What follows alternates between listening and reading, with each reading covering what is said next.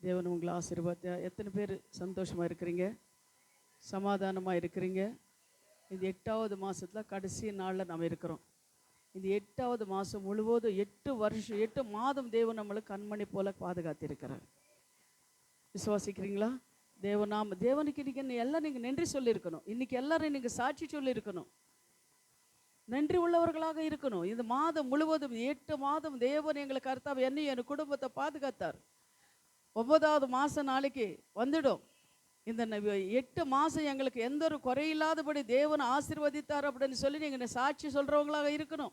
நன்றி சொல்லணும் ஆண்டவருக்கு நீங்கள். ஹல்லேலூயா. அப்படி இருக்கும்போது தான் தேவன் நம்ம ஹிருதயத்தை பார்க்குறார். ஒவ்வொரு சின்ன சின்ன காரியங்களுக்கும் தேவனுக்கு நம்ம நன்றி சொல்கிறவங்களாக இருக்கணும். சாட்சி சொல்கிறதுக்கு பயப்படுறதோ, சபைக்கு வந்த பாட்டு பாடுறதுக்கு பயப்படுறதோ, இதெல்லாம் நம்ம இருக்கக்கூடாது. நம்ம தைரியம் நம்ம என்ன பண்ணணும்னா அவர் முகத்தை பார்க்கணும், அவர் முகத்தை நம்ம தேடணும். இப்போ நம்ம பாடணும் இல்லையா? அதனால் முகத்தை பார்க்கணும் ஏசையா. உங்களுக்கு கர்த்தாவே நாங்கள் தேடணும் ஏசையா. எதுக்காக நாங்கள் வரோம்? நம்ம எல்லாம் எதுக்காக வரோம்? தேவனோட முகத்தை பார்க்கணும், தேவனோட சத்தத்தை கேட்கணும், தேவனோட நம்ம நடுக்கணும். பரிசுத்தவான்கள் எப்படி இருந்தாலும் அதுபோல் நம்ம நடுக்கணும். ஏன்னா கடைசி காலத்தில் நம்ம இருக்கிறோம். ஒவ்வொரு காரியங்களும் தேவனை கேட்டு கேட்டு நம்ம செய்யணும். ஒவ்வொரு காரியங்களும் எங்கே போனாலும் தேவனு கூட ஆண்டவரே நீர் எனக்கு கூட வாங்க அப்படின்னு சொல்லி நம்ம என்ன பண்ணணும்? தேவனு கூட கூட்டிகிட்டு போகணும். அல்லேலூயா. அப்படி இருக்கும்போது என்ன ஆகுதுன்னா, நமக்கு எந்த ஒரு தீங்கும் இல்லாமல் தேவனை பாதுகாக்கிறவராக இருக்கிறார். 1வது பாருங்க, 1 பேதுரு 2வது அதிகாரம் 21 பாருங்க. 1 பேதுரு 2வது வசனம் 2வது அதிகாரம் 21 பாருங்க. அதற்காக நீங்கள் அழிக்கப்பட்டிருக்கிறீர்கள், ஏனெனில் கிறிஸ்து உங்களுக்காக பாடப்பட்டு நீங்கள் தம்முடைய அடிசூடுகளையே தொடர்ந்து வரும்படி உங்களுக்கு மாதிரியே பின் வைத்து போயிருக்கிறார். ஹல்லேலூயா, ஹல்லேலூயா. பாருங்க, நீங்க யாருங்க? அழிக்கப்பட்டவர்கள். யாரு நீங்க? இதுல 2 காரியம் இருக்குது. நீங்க யாருன்னு இப்ப எனக்கு சொல்லணும், வாய் திறந்து சொல்லணும். அழிக்கப்பட்டவர்கள் அநேகர், தெரிந்து கொள்ளப்பட்டவர்கள் சிலர். எந்த குரூப்ல நீங்க இருக்கிறீங்க? தெரிந்து கொள்ளப்பட்ட ஒரு குரூப்ல இருக்கிறவங்க இருக்கீங்களா? அழிக்கப்பட்டவர்கள் குரூப்ல இருக்கிறீங்களா? அழிக்கப்பட்டவரா? தெரிந்து கொள்ளப்பட்டவர். அழிக்கப்பட்டவர் என்றவங்க யார்? எத்தனை பேர் கை எடுங்க பார்க்கலாம். அழிக்கப்பட்டவர் குரூப்ல இருக்கிறவங்க, தெரிந்து கொள்ளப்பட்ட குரூப்ல இருக்கிறவங்க. அல்லேலூயா, அல்லேலூயா. நம்ம தெரிந்து கொள்ளப்பட்ட குரூப்ல இருக்கிறோம். நம்ம ஆண்டவர் நம்மளை தெரிந்து கொண்டு இருக்கிறார். அல்லேலூயா. அதே போல நீங்க பாரு, ஏனெனில் கிறிஸ்துவ உங்களுக்காக பாடுபட்டு நீங்க தம்முடைய அடிசூடுகளையே தொடரும் வரும்படி உங்களுக்காக மாதிரியை பின்பற்றி போனார். இப்ப நான் சொல்ற மாதிரி நீங்க சொல்லணும். இயேசு எங்களை அழைத்திருக்கிறார். ஏனென்றால் கிறிஸ்து இந்த உலகத்துக்காக பாடுபட்டு எங்களை தம்முடைய அடிசூடுகளை தொடரும்படிக்கு எங்களை மாதிரியை பின் வைத்து போயிருக்கிறார். எங்களுக்கு மாதிரியை பின் வைத்து போயிருக்கிறார். கிறிஸ்து இந்த உலகத்தை எப்படி ஜெயித்தாரோ, எப்படி நடந்து கொண்டாரோ, அதுபோல நானும் என் குடும்பமும் என் பிள்ளைங்களும் நாங்க நடந்து கொள்வோம். அல்லேலூயா. ஆமா. ஏன்னா பவுல் சொல்றார் பாருங்க, எதற்காக உங்களை அழித்து இருக்கிறாரு, எதற்காக உங்களை தெரிந்து கொண்டிருக்கிறாரு. இந்த உலகத்துல அழித்திருக்கிறவங்க நிறைய பேர் இருக்கிறாங்க இல்லையா? இயேசு கிறிஸ்து இந்த உலகத்துக்கு வரும்போது உங்களுக்கும் எனக்காக மட்டும் ரத்தம் சிந்தல, எல்லாருக்காகவும் இந்த உலகத்துல இருக்கிற ஜனங்கள் எல்லாருக்காகவும் என்ன பண்ணார்? அவரு ரத்தம் சிந்தினார். அவரெல்லாம் தெரிந்து கொண்டார். ஆனா அதுல ஒரு குரூப் மட்டும் அழித்திருக்கிறார். அதுல ஒரு குரூப் மட்டும் அவருக்காக எனக்காக என்ன பண்ணிருக்கார்? அழித்திருக்கிறார். நாம் பார்க்கிறோம் இல்லையா? அப்போ யார் அழைத்து இருக்கிறார் அப்படின்னா, உங்களையும் என்னையும் தேவன் என்ன பண்ணியிருக்காரு? அழுத்திரல, தெரிந்து கொண்டிருக்கிறார். என்ன பண்ணியிருக்காரு? சொல்லுங்க. தெரிந்து கொண்டிருக்கிறார். அழுத்திருக்கிறவர் அநேகர் இருக்கிறாங்க, ஆனா தெரிந்து கொண்டவங்களை தான் நம்ம குரூப், ஒரு குரூப். அப்போ அவர் என்ன பண்ணியிருக்கிறாரு? நாங்கம்மா இந்த உலகத்துல எப்படி வாழணும் அப்படின்னு சொல்லி வாழ்ந்து காட்டியிருக்கிறார். உண்மைதானே? எப்படி ஒரு மனுஷன் இந்த உலகத்துல வாழணும், நான் தெரிந்து கொண்ட ஜனங்களை எப்படி அவங்க வாழணும் அப்படின்னு சொல்லி அவர் மாதிரி பின்பற்றி போயிருக்கிறார். நம்மளுக்கு காட்டிட்டு போயிருக்கிறார். இந்த மாதிரி நீங்க இந்த உலகத்துல வாழுங்க அப்படின்னு சொல்லி அவர் என்ன பண்றாரு, உங்களை தொடும்படி உங்களுக்கு மாதிரியை பின்பற்றி வைத்திருக்கிறார். வேதத்துல கூட நம்ம பார்க்குறோம். அவர் என்ன பண்றாருன்னா, கிதியோன்னு ஒருத்தர் இருக்கிறார். நியாயாதிபதி 6வது அதிகாரத்தில் நீங்க பார்க்கும்போது கிதியோன், அது கிதியோன் நீங்க பார்க்கும்போது ஒரு பலவீனமா இருக்கிற ஒரு மனுஷன். ஆனா அவர் என்ன பண்றாருன்னா, தேவன் வந்து சொல்றார், பராக்கிரமசாலியே நீ எழுந்து போ, யுத்தத்துக்கு போ அப்படின்னு சொல்லி. மீதியான ஜனங்கள் என்ன பண்றாங்கன்னா, இவங்களுக்கு என்ன தானியம் இருந்தாலும் கோதுமை அதெல்லாம் களஞ்சத்தில் இருக்கிற அந்த தானியத்தெல்லாம் இவங்க என்ன பண்ணுவாங்களா, பெலிஸ்தர்கள் எடுத்துட்டு போயிடுவாங்களாம். ஆனால் இவங்க என்ன பண்ணுவாங்க, அழுந்து கொண்டு என்ன பண்ணுறது, ஆண்டவர் இப்படி இருக்கிறாரு, ஆண்டவர் நம்மளை கைவிட்டுட்டாரோ அப்படின்னு சொல்லி பயந்து கொண்டு இருக்கும் போது தேவதூதன் கிதியோன்கிட்டே வந்து சொல்றாரு, பராக்கிரமசாலியே நீ எழுப்பி போ. அப்போ சொல்றாரு, ஆண்டவரே நீ பராக்கிரமசாலின்னு என்ன சொல்றீங்க, ஆனாலும் நான் பராக்கிரமசாலியான அந்த மீதியான ஜனங்கள் எல்லாம் வந்து இந்த தானியத்தெல்லாம் எடுத்துட்டு போறாங்களே ஆண்டவரே அப்படின்னு சொல்றாரு. ஆனா அதுல இன்னும் ஸ்டோரி நிறைய இருக்கிறது. அதுல எத்தனை பேர் தேவன் தெரிந்து கொண்டார்? 300 பேர் மட்டும் தான் தெரிந்து கொண்டார். எத்தனை பேரு? 300 பேர். எதுக்கு? யுத்தத்துக்கு போகிறதுக்கு 300 பேர் மட்டும் தான் தெரிந்து கொண்டார். அந்த 300 பேருக்கு ட்ரைனிங் கொடுக்கறாரு, என்னென்ன செய்யணும் அப்படின்னு சொல்லி. 300 பானைகள் எடுக்கிறாரு. 100 பேர் என்ன பண்ணாரு, 3 பங்கா பறிக்கிறாரு, தீவெட்டி கொடுக்கறாரு, அந்த பானைகளை கொடுக்கறாரு. அப்போ அவர் சொல்றாரு, நான் எப்படி பானை வடிக்கும் போது நீங்க எல்லாம் ஒரே வாட்டி என்ன பண்ணுங்க, பானை வடிங்க. அப்போ அவங்க எல்லாம் பயந்து ஓடிடுவாங்க. அதுபோல தான் அவங்க என்ன பண்ண, 300 பேர் தெரிந்து கொண்டு போய் அங்கே என்ன பண்ண, மீதியர்கள் என்ன பண்ண ஜெயித்து வந்தார்கள் அப்படின்னு சொல்லி நம்ம பார்க்குறோம். ஹல்லேலூயா. அதே போல நம்ம யாருன்னா அழிக்கப்பட்டவர்கள் கிடையாது. நம்ம யாரு? தெரிந்து கொள்ளப்பட்டவர்கள். அழித்தவர்கள் அநேகர் இருக்கிறாங்க. எல்லாருக்காகவும் தேவன் ரத்தம் சிந்திருக்கிறாரு. ஆனா அதுல ஒரு குரூப் தான் நாம தெரிந்து கொள்ளப்பட்ட குரூப். ஹல்லேலூயா. அதுபோல நம்மளுக்கு முன்மாதிரி தேவன் வைத்துட்டு போயிருக்கிறாரு. அந்த முன்மாதிரிபடி நம்ம நடக்கிறவங்களாக நம்ம இருக்கணும். அந்த எப்படி என்னென்ன சொல்லியிருக்காரு ஆண்டவர், என்னென்ன செய்ய சொல்லியிருக்கிறாரு, எப்படியெல்லாம் இருக்க சொல்லியிருக்கிறாரு, எங்கே போக சொல்லியிருக்கிறாரு, என்ன செய்ய சொல்லியிருக்கிறாரு, ஒவ்வொரு காரியங்களும் நம்மளுக்கு வேதத்தில் எல்லாம் என்ன ஆகுதுன்னு நல்லபடியாக தேவனை சொல்லிட்டு போயிருக்கிறார். எப்படி தேடினா அவரை பார்க்க முடியும், எப்படி ஜெபித்தா அவருக்கு நம்ம ஜெபத்துக்கு பதில் கிடைக்கும், நம்ம எப்படி தேடணும், என்ன செய்யணும், அவ கற்பனையில் எப்படி நம்ம கை கொண்டு நடக்கணும், எப்படி நம்மளுக்கு ஆசீர்வாதம் வரணும்னா நம்ம என்ன செய்யணும், நமக்கு இன்னொரு ராஜ்யம் வரணும்னா நம்ம என்ன செய்யணும், நமக்கு ஒரு வீடு அங்கே கட்டி வைத்திருக்கிறார் அப்படின்னு சொல்ல நம்ம என்ன செய்யணும், நம்ம அபிஷேகம் பெற்றுக்கொள்ளணும், வரங்களை பெற்றுக்கொள்ளணும், தேவனை போல நம்ம வாழணும் அப்படின்னு சொல்ல நம்ம என்ன செய்யணும் அப்படின்னு சொல்லி அவர் என்ன பண்ணியிருக்கிறார், நம்மளுக்கு என்ன பண்ணியிருக்கிறாரு, மாதிரியை பின் வைத்து போயிருக்கிறார். சொல்லுங்க, மாதிரியை பின் வைத்து போயிருக்கிறார். அதனால நம்ம அந்த மாதிரி எப்படி பின் வைத்து போயிருக்கிறாரோ அது நம்ம ஃபாலோ பண்றவங்களாக நம்ம இருக்கணும். அப்படி நம்ம ஃபாலோ பண்ணும்போது கர்த்தரை நம்ம பார்க்க முடியும், கர்த்தரோட நம்ம பேச முடியும், அவரோட காரியங்கள் எல்லாம் கை கூட நம்ம நடக்க முடியும், அவர் நம்மளுக்கு வைத்திருக்கிற அந்த ஆசீர்வாதங்கள் நம்ம பெற்றுக்கொள்ள முடியும். இன்னொரு வசனம் எடுங்க, 30 உபாகம் 30வது அதிகாரம் 1வது வசனம் வாசிங்க. 1-2 நினைக்கிறேன், வாசிங்க. 30 உபாகமும் 30வது அதிகாரம். உபாகமான கண்ணல என்னமா, ಧರ್ಮೋಪದೇಶ ಕಾಂಡ 34வது அதிகாரம் எடுங்க. 30 அதிகாரம் 1-2 நினைக்கிறேன், வாசிங்க. பாருங்க என்ன சொல்றாரு மைக். சாபமாகியா இந்த காரியங்கள் எல்லாம் உன்மேலே வரும்போது நீ உன் தேவனாகிய கர்த்தரால் துரத்தி விடப்பட்டு எல்லா ஜாதிகளிடத்திலும் போயிருக்கும் போது நீ உன் இருதயத்திலே சிந்தனை செய். ஆமென். ஹல்லேலூயா. அவர் என்ன சொல்லியிருக்கிறாரு பாருங்க, அவர் என்ன சொல்லியிருக்கிறாரு, உன் தேவனாகிய கர்த்தருக்கே கர்த்தருக்கே திரும்பி இன்று நான் உனக்கும் கற்பித்தபடி எல்லாம் நீங்கள் உன் பிள்ளைகளும் உன் முழு இருதயத்தோடும் உன் முழு ஆத்மாவோடும் அவருடைய சந்நிதியத்திற்கு சத்தத்திற்கு செவி கொடுங்கள்.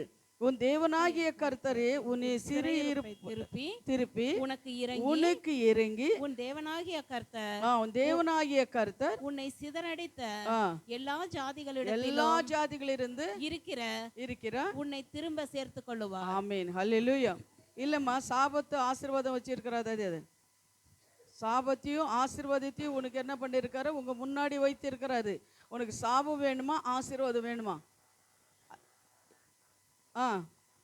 நான் உனக்கு முன்பாக வைத்த ஆசீர்வாதமும் சாபமும் இந்த காரியங்கள் எல்லாமே உன்மேலே வரும்போது நீ உன் தேவனாகிய கர்த்தரை துரத்து விடும்படி எல்லா ஜாதிகளிடத்திலும் போயிருக்கும் போது நீ உன் இருதயத்திலே சிந்தனை செய்து. அப்படின்னா அவர் என்ன பண்ணிருக்க? ஆசீர்வாதமும் சாபமும் நம்ம முன்பாக வைத்திருக்கிறார். அப்போ நமக்கு எது ஆசீர்வாதம் அப்படின்னு சொன்னால், ஆண்டவரோட கற்பனையில் கை கொண்டு நடுக்கிறது தான் நம்மளுக்கு ஆசீர்வாதம்.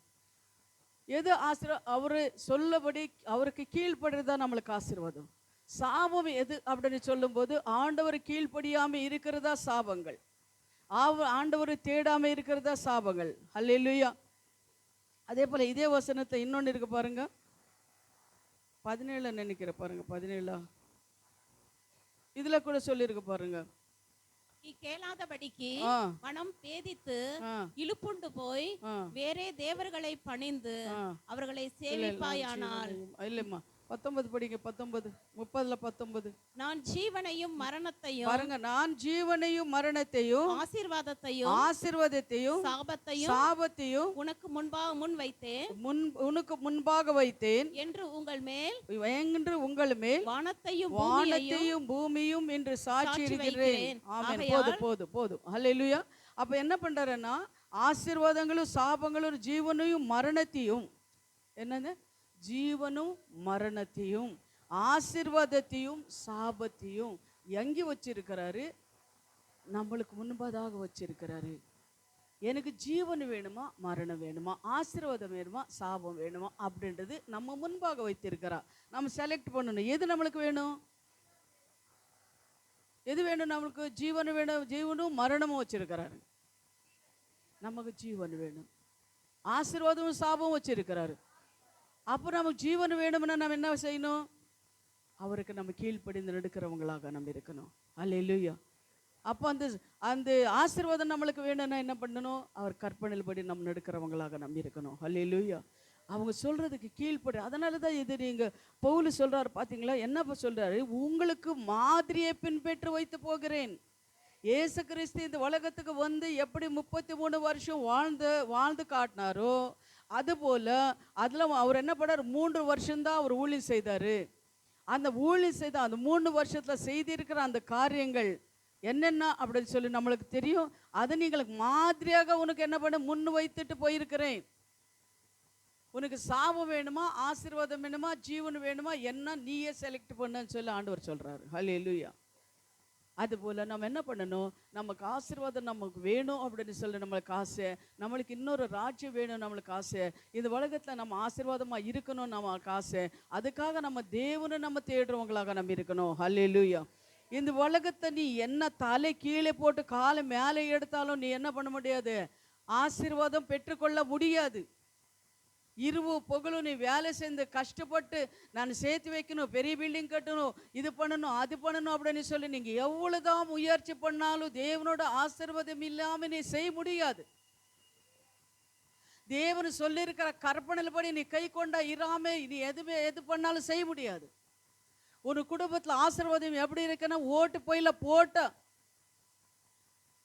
எப்படி இருக்கு? ஓட்டு போயில ஏதாவது போட்டா அது போல தான் உங்க ஆசீர்வாதம் இருக்கும். எவ்வளவுதான் நீ சம்பாதிச்சாலும், எவ்வளவுதான் நீ சேர்த்து வச்சாலும், ஏதாவது ஒரு குறை உங்க வீட்டில் இருக்கும். எது எடுத்துட்டு போய் என்ன பண்ண ஹாஸ்பிட்டலுக்கு வைக்கிறதோ ஏதாவது பண்ண முடியும். அதனால அந்த சாவு நம்மளுக்கு வராமல் இருக்கணும்னா தேவன் என்ன சொல்லியிருக்கிறார்? அவர் எதுக்காக நம்மளுக்கு பின்பற்றுங்க மாதிரி காண்பித்து போயிருக்கிறார் அப்படின்னு சொல்லி இது நம்ம புரிந்து கொண்டாலே இந்த ஒரே ஒரு வசனம் நம்மளுக்கு போதும் நம்ம வாழ்க்கை மாறுறதுக்கு. இது புரிந்து கொள்ளணும் போதும் நம் வாழ்க்கை மாறுறதுக்கு. இதன்படி நடந்தால் போதும் நம் வாழ்க்கை மாறுறதுக்கு. ஹல்லேலூயா. ரெண்டாவதாக நீங்க பாருங்க, அதே இதில் கூட போகிறாங்க. இதில் நீங்கள் பார்க்கும்போது கிறிஸ்து இந்த உலகத்துக்கு வரும்போது எவ்வளோ பாடுபட்டார், நொறுக்கப்பட்டார், அவமானங்கள் இதைகள் எல்லாம் சகித்தார். யாருக்காக? நான் உங்களுக்காக, எங்களுக்காக. அப்போ மத்தாய 4:19 திறக்காதீங்க. மத்தாய 4:19 பார்க்கும்போது உங்களை விசேஷர்களை பார்த்து சொல்கிறார் அவர், உங்களை மனுஷர் மீன்கள் பிடிக்கிறவங்களாக இல்லை, மனுஷன் பிடிக்கிறவங்களாக உங்களை என்ன பண்ணுறேன் நான் மாற்றுவேன்றார். நீ இத்தனை நாள் மீன் பிடித்து கொண்டு இருக்கிற உனக்கு தெரியாம, ஆனால் இனிமே மீன் பிடிக்கிறவங்களாக நீ இருக்காம மனுஷர் பிடிக்கிறவங்களாக உங்களை நான் மாற்றுகிறேன் அப்படின்னு சொல்றார். அல்லேலூயா. அதே போலதான் உங்களும் என்னை தேவன் என்ன பண்ணிருக்க மாதிரியை பின்பற்றி வைத்து போயிருக்கிறார். அதை நம்ம கவனமா தெரிஞ்சு கொள்ளணும். அதே போல பார்க்கும்போது லூக்கா 9:23 நீங்க பார்க்கும்போது, ஒருவர் என் பின்னே வந்தால் தன்னை வெறுத்து என் பின்பற்ற கடவான் அப்படின்னு சொல்றாரு. அதே யோவான் 1:43 நீங்க பார்க்கும்போது இயேசு கலிலேயே போறாரு. அங்கே போகும்போது நீங்க பார்க்கும்போது பிலிப்பு கேட்கிறாரு, ஆண்டவரே உங்க பிதாவை எனக்கு காண்பின்னு சொல்லி. யோவான் 14:9 பாருங்க. ரெண்டாவது யோவான் 14:9 நீங்க பார்க்க, அதற்கு இயேசு, பிலிப்பே, இவ்வளவு காலம் நான் உங்களுடனே இருந்து நீ என்னை அறியவில்லையா? என்னை கண்டவன் பிதாவே கண்டான்.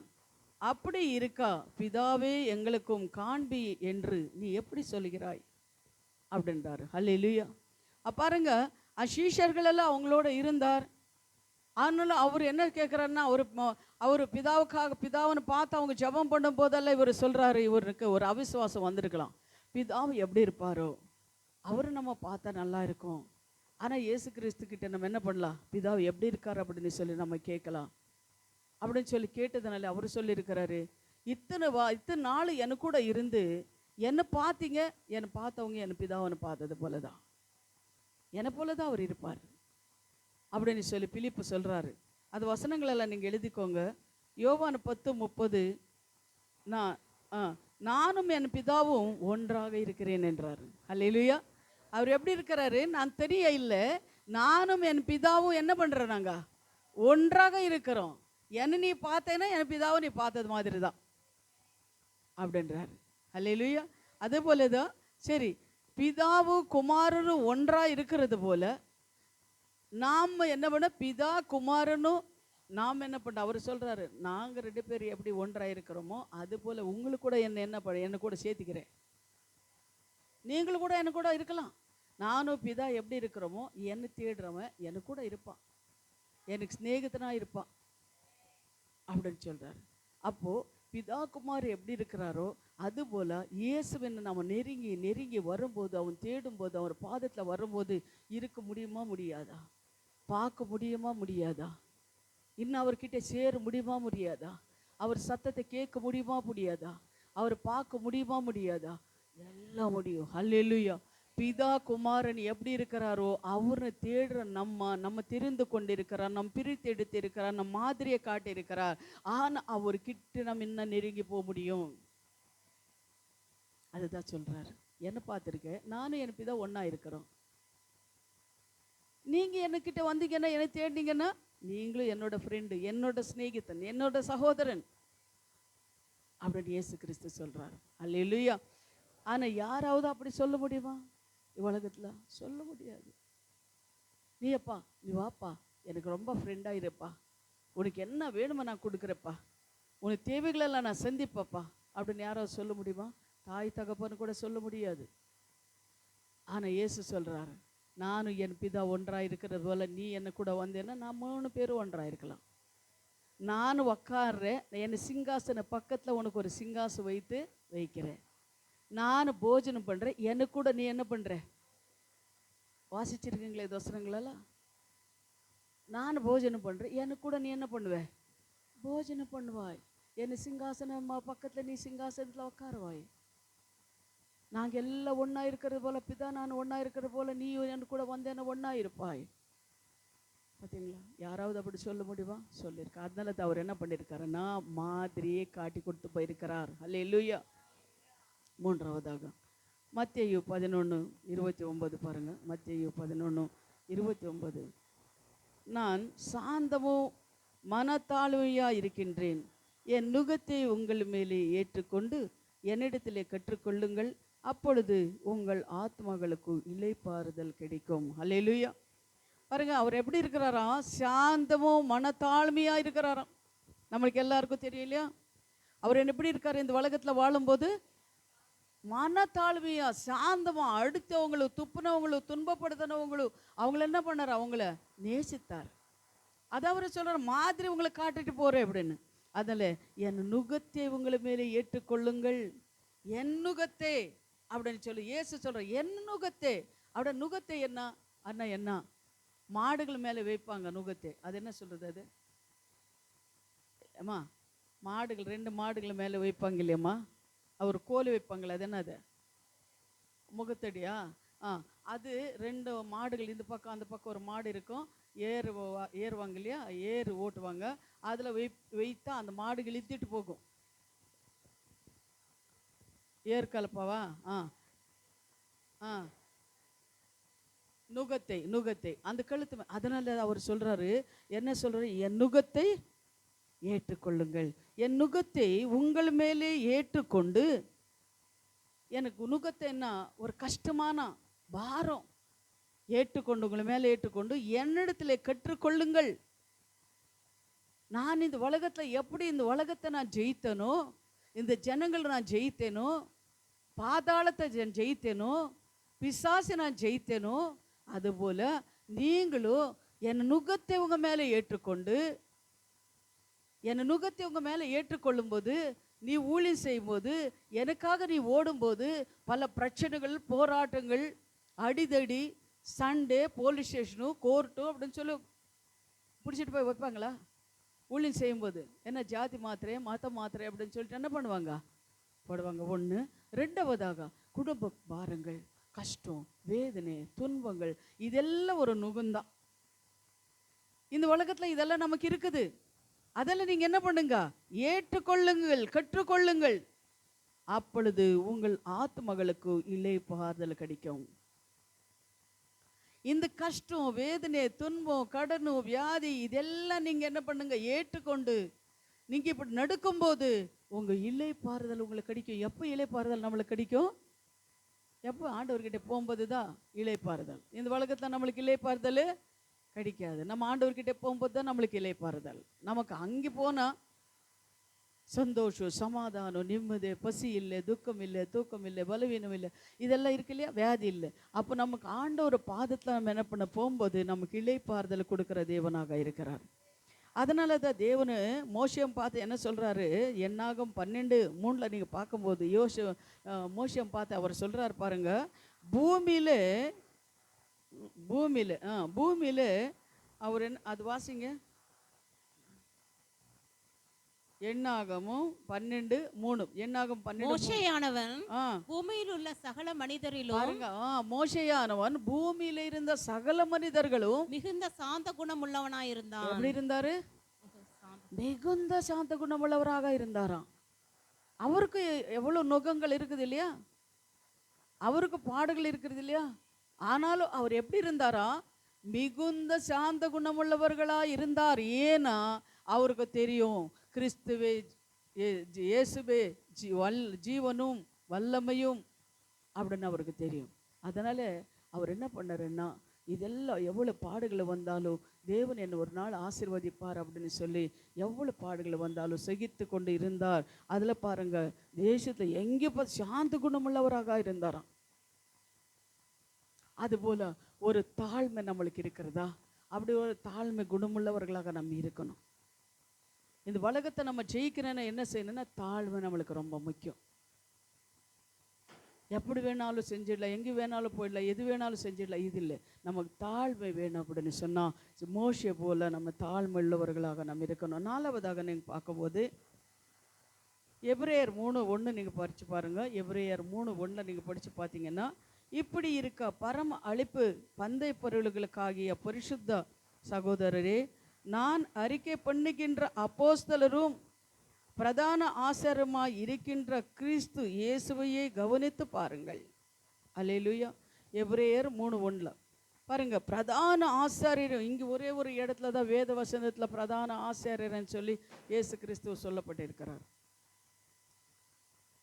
பிரதான ஆசாரியரும் இருக்கின்ற கிறிஸ்து இயேசுவை கவனித்து பாருங்கள். அதே எபிரேயர் 1:2 பார்க்கும்போது இந்த கடைசி காலத்துல அது எபிரேயர் 1:2 யாராவது டக்குன்னு படிங்க. இந்த கடைசி நாட்களில் கடைசி நாட்களில் குமாரன் மூலமாய் நமக்கு திருவுளம் பற்றினார் இவரை சர்வத்துக்கும் சுதந்திரவாளியாக நியமித்தார். பாருங்க, எதுக்கு? சர்வத்திற்கும், இந்த உலகத்துக்கு சுதந்திரவாளியாக அவர் என்ன பண்றாரு? நியமித்தார். இவரை கொண்டு உலகத்தையும் உண்டாக்கினார். அவர் இல்லாம எதுவுமே உலகத்துல உண்டாக்கல. அவர் கொண்டுதான் உலகத்தெல்லாம் கொண்டு உருவாக்கினாரு. அவர் என்ன பண்ணி உலகத்துக்கே ஒரு சுதந்திரவாளியாக அவர் வைத்தார். அல்லேலூயா. அதே போல அவர் என்ன பண்ணணுமா? பின்பற்றுகிறவர்களாக நாம் இருக்கணும். அதே போல நீதிமொழிகள் 22:12 நீங்க பார்க்கும்போது, நீதிமொழிகள் 22:12 நீங்க பார்க்கும்போது அதுல கூட தேவன் சொல்றாரு பாரு, என்ன சொல்றாரு பாருங்க. அதுல 22:12 நீதிமொழிகள் லாஸ்ட். கர்த்தருடைய கண்கள் ஞானத்தை காக்கும். வெளிப்படுத்தல் தானே நீதிமொழிகள் வெளிப்படுத்தல் பாருமா. வெளிப்படுத்தல் 22:12 வெளிப்படுத்தல் 22:12 வெளிப்படுத்தல் 22. இதோ சீக்கிரமாய் வருகிறேன். அவனுடைய கிரியைகளின்படி அவனவனுக்கு நான் அளிக்கும் பலன் என்னோட கூட வருகிறது. ஹல்லேலூயா. பாருங்க, அவனவனுக்கு அளிக்கிற பலன் அவனோட கூட வருகிறது அப்படின்னு சொல்லி நம்ம பார்க்குறோம். நம்ம எல்லாம் பரிசுத்தவான்கள் எல்லாம் பார்க்குறோம். இப்போ சீஷர்களை கூட நம்ம பார்க்கும்போது தேவன் தெரிந்து கொண்டார். அவர் அளித்தவர் கிடையாது, தெரிந்து கொள்ளப்பட்டவர்கள் சீஷர்கள். ஆபிரகாம், ஈசாக்கு, யாக்கோபு இவங்களெல்லாம் பார்க்கும்போது தெரிந்து கொள்ளப்பட்டவர்கள், அழிக்கப்பட்டவர்கள் இவர் கிடையாது. ஆனால் அந்த தெரிந்து கொள்ளப்பட்டவர்களுக்கு இருந்த அந்த பாடுகள், உபத்திரங்கள், அவங்களுக்கு இருந்த அந்த கஷ்டம் நம்ம படித்து பார்க்குறோம் இல்லைங்களா? அதுபோல் தெரிந்து கொள்ளவர்களுக்கு தெரிந்து கொண்டவர்களா யாருமா? தெரிந்து கொண்டவர் அழிக்கப்பட்டவர்கள் தெரிந்து கொண்டவளுக்கு இருக்கிற அந்த உபத்திரங்கள், ரொம்ப உபத்திரங்கள் இருக்கும். இப்போ இந்த உலகத்தை நீங்கள் பார்க்கும்போது சரி அவங்கள விட்டுடுங்க. நீ உலகத்தில் பார்க்கும்போது பெரிய பெரிய ஊழியக்காரங்களெல்லாம் இருக்கிறாங்க. அந்த ஊழியக்காரங்களுக்கு நம்ம நினைக்கிறோம் அவங்க ஊழியக்காரங்களுக்கு எந்த ஒரு கஷ்டம் இல்லை அப்படின்னு. ஆனால் அவங்க போய் பார்க்கும்போது சாப்பிட்றதுக்கு டைம் இருக்காது, தூங்குறதுக்கு டைம் இருக்காது, பிள்ளைங்கக்கிட்ட செலவழிக்கிறது கூட அவங்களுக்கு டைம் இருக்காது. அப்படின்னா ஓடி ஓடி ஊழி செய்து கொண்டிருப்பாங்க. நான் அவங்களெல்லாம் பார்க்கும்போது இவங்க எப்படி சாப்பிடுவாங்க, எப்போ சாப்பிடுவாங்க, எப்படி இருப்பாங்க, எப்படி தூங்குவாங்க, எந்த நேரத்தில் எங்கே இருப்பாங்கன்னு சொல்ல முடியாது. இன்றைக்கி ஃபோன் பண்ணால் அமெரிக்காவில் இருக்கிறேன்ற, நாளைக்கு ஃபோன் பண்ணி இன்னொரு இடத்துல இருக்கிறேன்னு சொல்கிறாங்க. இவங்கெல்லாம் அப்படின்ட்டு கூட நான் என்ன பண்ணுவேன், யோசனை பண்ணுவேன். அப்போ அவங்களுக்கு கேட்பேன், என்ன பாஸ்டர் இப்படியெல்லாம் ஓடிட்டு இருப்பீங்க அப்படின்னு சொல்லும்போது அவங்க சொல்லுவாங்க, சிஸ்டர் சாப்பிட்டீங்கன்னா சாப்பிடல சிஸ்டர், 3 மணி ஆச்சு இன்னும் சாப்பிடல, இன்னும் சாப்பிடல சிஸ்டர் அப்படின்னு. 3 மணி 4 மணி ஆனாலும் கூட சாப்பிட மாட்டாங்க. அப்பா ரொம்ப கஷ்டப்படுவாங்க. அதனால தான் நான் சொல்கிறேன், நம்ம நினைக்கிறோம் அந்த ஊழியக்காரர்களுக்கு என்ன நல்லா இருக்கிறாங்க, அவங்களுக்கு என்ன வசதியோடு இருக்கிறாங்க அப்படின்னு நாம் நினைக்கிறோம். ஆனால் அவங்களுக்கு இருக்கிற கஷ்டம் யாருக்கும் இருக்காது. அதனால அவர் என்ன பண்ணுறாருன்னு தெரிந்து கொள்ள ஒரு லிஸ்ட்ல அவங்க இருக்கிறாங்க. அதனால இது இந்த உலகத்தில் என்ன பண்ணுறாங்கன்னா அப்படி ஓடிக்கொண்டு இருக்கிறாங்க, பிரயாசப்பட்டு கொண்டு இருக்கிறாங்க. ஆனாலும் எவ்வளோ பேச்சு, எவ்வளோ நிந்தைகள், அவமானங்கள் வந்தாலும் சகித்து கொண்டு தேவன பாதத்தில் வந்து ராத்திரி பகல் ஜபம் பண்ணி அவங்க அப்படி இருந்தால் கூட எத்தனை பேர் கிண்டல் பண்ணுவாங்க, எத்தனை பேர் கேவலமாக பேசுவாங்க. ஆனாலும் காது கொடுத்து கேட்கறது கூட அவங்களுக்கு நேர்மை தான். அது ஓடுன்னு ஓடிக்கொண்டே இருப்பாங்க. அல்லேலூயா. அதுதான் அங்கே ஊழியம். அப்படிதான் அதுதான். ஆனால் அதில் இருக்கிற ஒரு சந்தோஷம் இதில் இல்லைன்னு நான் நினைக்கிறேன். அல்லேலூயா. ஆனால் அந்த ஊழியம் தேவன் நம்மளை அழைத்திருக்கிறார் அப்படின்னா, தெரிந்து கொண்டு இருக்கிறார் அப்படின்னு சொன்னால் அந்த மாதிரி ஒரு ஸ்லாகியம் யாருக்கும் கிடைக்காதுன்னு தான் நான் நினைக்கிறேன். அல்லேலூயா. அதே போல் நீங்கள் பார்க்கும்போது 6வதாக பாருங்க, 5வதாக யோவான் 12:26 நீங்கள் படித்து பார்த்தீங்கன்னா, ஒருவன் எனக்கு ஊழியம் செய்கின்றவனானால் என்னை பின்பற்ற கடவான். நான் எங்கே இருக்கின்றேனோ அங்கே என் ஊழியக்காரனும் இருக்கின்றான். ஒருவன் எனக்கு ஊழியம் செய்தால் அவனை பிதாவானவர் கனப்படுத்துவார். நான் அடிக்கடி சொல்லுவேன் இந்த வசனம். ஆனால் இதில் பாருங்கள், ஒருவன் ஊழியம் செய்யும்போது என்னை பின்பற்ற கடவான், அது ஒன்று. ரெண்டாவது நீங்கள் பார்க்கோங்க, நான் எங்கே இருக்கிறேனோ அங்கே என் ஊழியக்காரனும் இருப்பானா. எங்கே இருப்பார் ஆண்டவர்? நான் எங்கே இருக்கிறேனோ அங்கே எனக்கு ஊழியம் செய்கிறவன் என்ன பண்ணுறான், அங்கே இருப்பான்.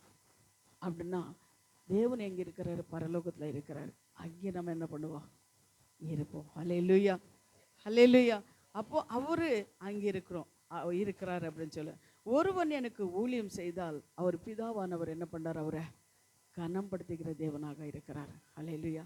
இப்போ இந்த ஊழியக்காரங்களை பிரயாசங்களெல்லாம் அவர் பார்க்குறாரு, இவங்க கஷ்டம் எல்லாம் பார்க்குறாரு. ஆனால் அவர் கைவிடுவாரா? கைவிட மாட்டார்.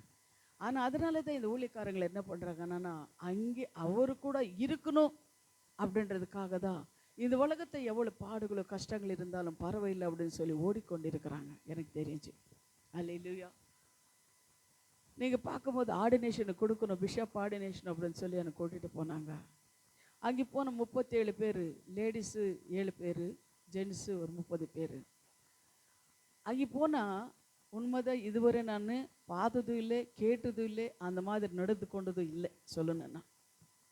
எல்லாம் ஒரு 50 வயசுக்கு மேலே இருக்கிறவங்க தான் சொல்லணுன்னா. ஆனால் அவர் என்ன பண்ணுறாங்கன்னா, அங்கே பிரதர்ஷனம் பண்ணுறாங்களா, நீட்டாக எப்படி படுக்கிறது, யாராவது சாஷ்டாங்க, அப்படி சாஷ்டாங்க 1 மணி நேரம். எத்தனை மணி நேரம்? காலையில் 9க்கு ஸ்டார்ட் பண்ணிது, சாஷ்டாங்க 1 மணி நேரம். அதுக்கப்புறம் ஜபம் எல்லாம் பண்ணி மண்காலில் என்ன பண்ணுறாங்க, 1 மணி நேரம். குத்துது கீழே, டைல்ஸ் தான் ஆனாலும் குத்துது. 1 மணி நேரம் நிற்கி வச்சு ஒரு 3 மணி நேரம். அப்புறம் கல்யாணத்துலலாம் இது சொல்கிறாங்க இல்லையா, துன்பமானாலும் துக்கமானாலும் வியாதி வந்தாலும் நான் ஒன்று பிரிக்க மாட்டேன் அப்படின்னு சொல்லி கொடுக்குறாங்களே, அப்படி சொல்லி கொடுக்குறாங்க. ப்ராமிஸ் ப்ராமிஸ் அது 1 மணி நேரம். இப்படி 9லிருந்து 3 மணி வரை தண்ணி இல்லை, சாப்பாடு இல்லை, அல்லாடுறேன். உள்ளார எங்கள் பொண்ணுங்க எடுத்துகிட்டு வந்து தண்ணி கொடுக்கறதுக்கு வந்தாலும் யாரும் விட மாட்டேன்றாங்க. அப்போ அவங்க சொல்லி, ஆப்ரேஷன் ஆயிருக்கு எங்கள் அம்மாவுக்கு, கொஞ்சம் தண்ணி கொடுக்குறேன். நோ அலோடு, தேவன் பார்த்துக்கிறார் போங்கன்னு சொல்லிட்டு இருக்கிறேன். எனக்கு முடியல, பார்க்குறேன் ஆண்டவரே, நீங்கள் தான்ப்பா எனக்கு பலனை கொடுக்கணும். ஆனால் என்னோட வயசாக இருக்கிறவங்க எல்லாம் நிறைய பேர் இருக்கிறாங்க, நீங்கள் தான்ப்பா பலனை கொடுக்கணும். யார் முன்னாடி நான் வைக்கப்படக்கூடாது ஆண்டவரே, இப்படின்னு தெரிஞ்ச நான் வந்திருக்கவே மாட்டேன் ஆண்டவர், இப்படின்னு தெரிஞ்ச நான் வந்திருக்க மாட்டேன் அப்படின்னு சொல்லி என் மனசில் நினச்சி தேவனை அப்படியே துதிச்சுட்டு, சோர்வோ ஒரு பக்கம் பலவீனம், அவங்களெல்லாம் பார்க்கும்போது ஒரு பக்கம் சந்தோஷம். தேவனே உங்கள் சித்தம் எப்படி இருக்கோ அப்படி நடத்துங்க ஆண்டவர் அப்படின்னு சொல்லிட்டு அப்படியே இருந்தேன். முடிஞ்சுது, ஃபோட்டோ பிடிச்சிக்கலாம் அப்படின்னு சொன்னாங்க. நான் ஃபோட்டோ வேண்டாம் கோட்டா வேண்டான்ட்டு ஓடி போயிட்டேன். நான் போயிட்டு அவங்க பிரியாணி வாங்கி வச்சுருந்தாங்க, அதை எடுத்து வாயில் வச்சா ஆறிட்டு இருக்குது, சாப்பிட முடியல. அப்படியே டயர்டாகிட்டேன், வந்து படுத்துட்டேன். இது பாடுகளெல்லாம் எதுக்கு? ஆனால் எனக்கே இப்படி இருக்குன்னா, என்னோட வயசாக இருக்கிறவங்க இருக்கிறாங்க, வியாதியோடு இருக்கிறவங்கெல்லாம் இருக்கிறாங்க, அவங்களெல்லாம் நினச்சி. ஆனால் அவர் மேலே எனக்கு கோவம் வந்தது. வந்தாலும் நான் நினச்சி பார்த்தேன், வந்து எனக்கே இப்படி இருக்குன்னா அவங்கெல்லாம் எப்படி இருந்திருப்பாங்க, எப்படிலாம் அவங்கெல்லாம் தாங்கியிருப்பாங்க. தேவனே இந்த அளவுக்கு எனக்கு பலனை கொடுத்ததுக்கு நன்றி அப்பா அப்படின்னு சொல்லிட்டு அதுக்கப்புறம் நான் நானே தேட்டிருக்கிறேன். இது போல் அந்த பாடுகளெல்லாம் எதுக்காக? இது போஸ்ட் எதுக்கு நமக்கு? இது பாடுகள் எதுக்கு நமக்கு அப்படின்னு ஆண்டவர் ஒரு இடத்தை நம்மளுக்கு ஆயுதப்படுத்தி வைத்திருக்கிறார். ஒரு இடத்தை ஆயுதப்படுத்தி வைத்திருக்கு நம்மளுக்கு.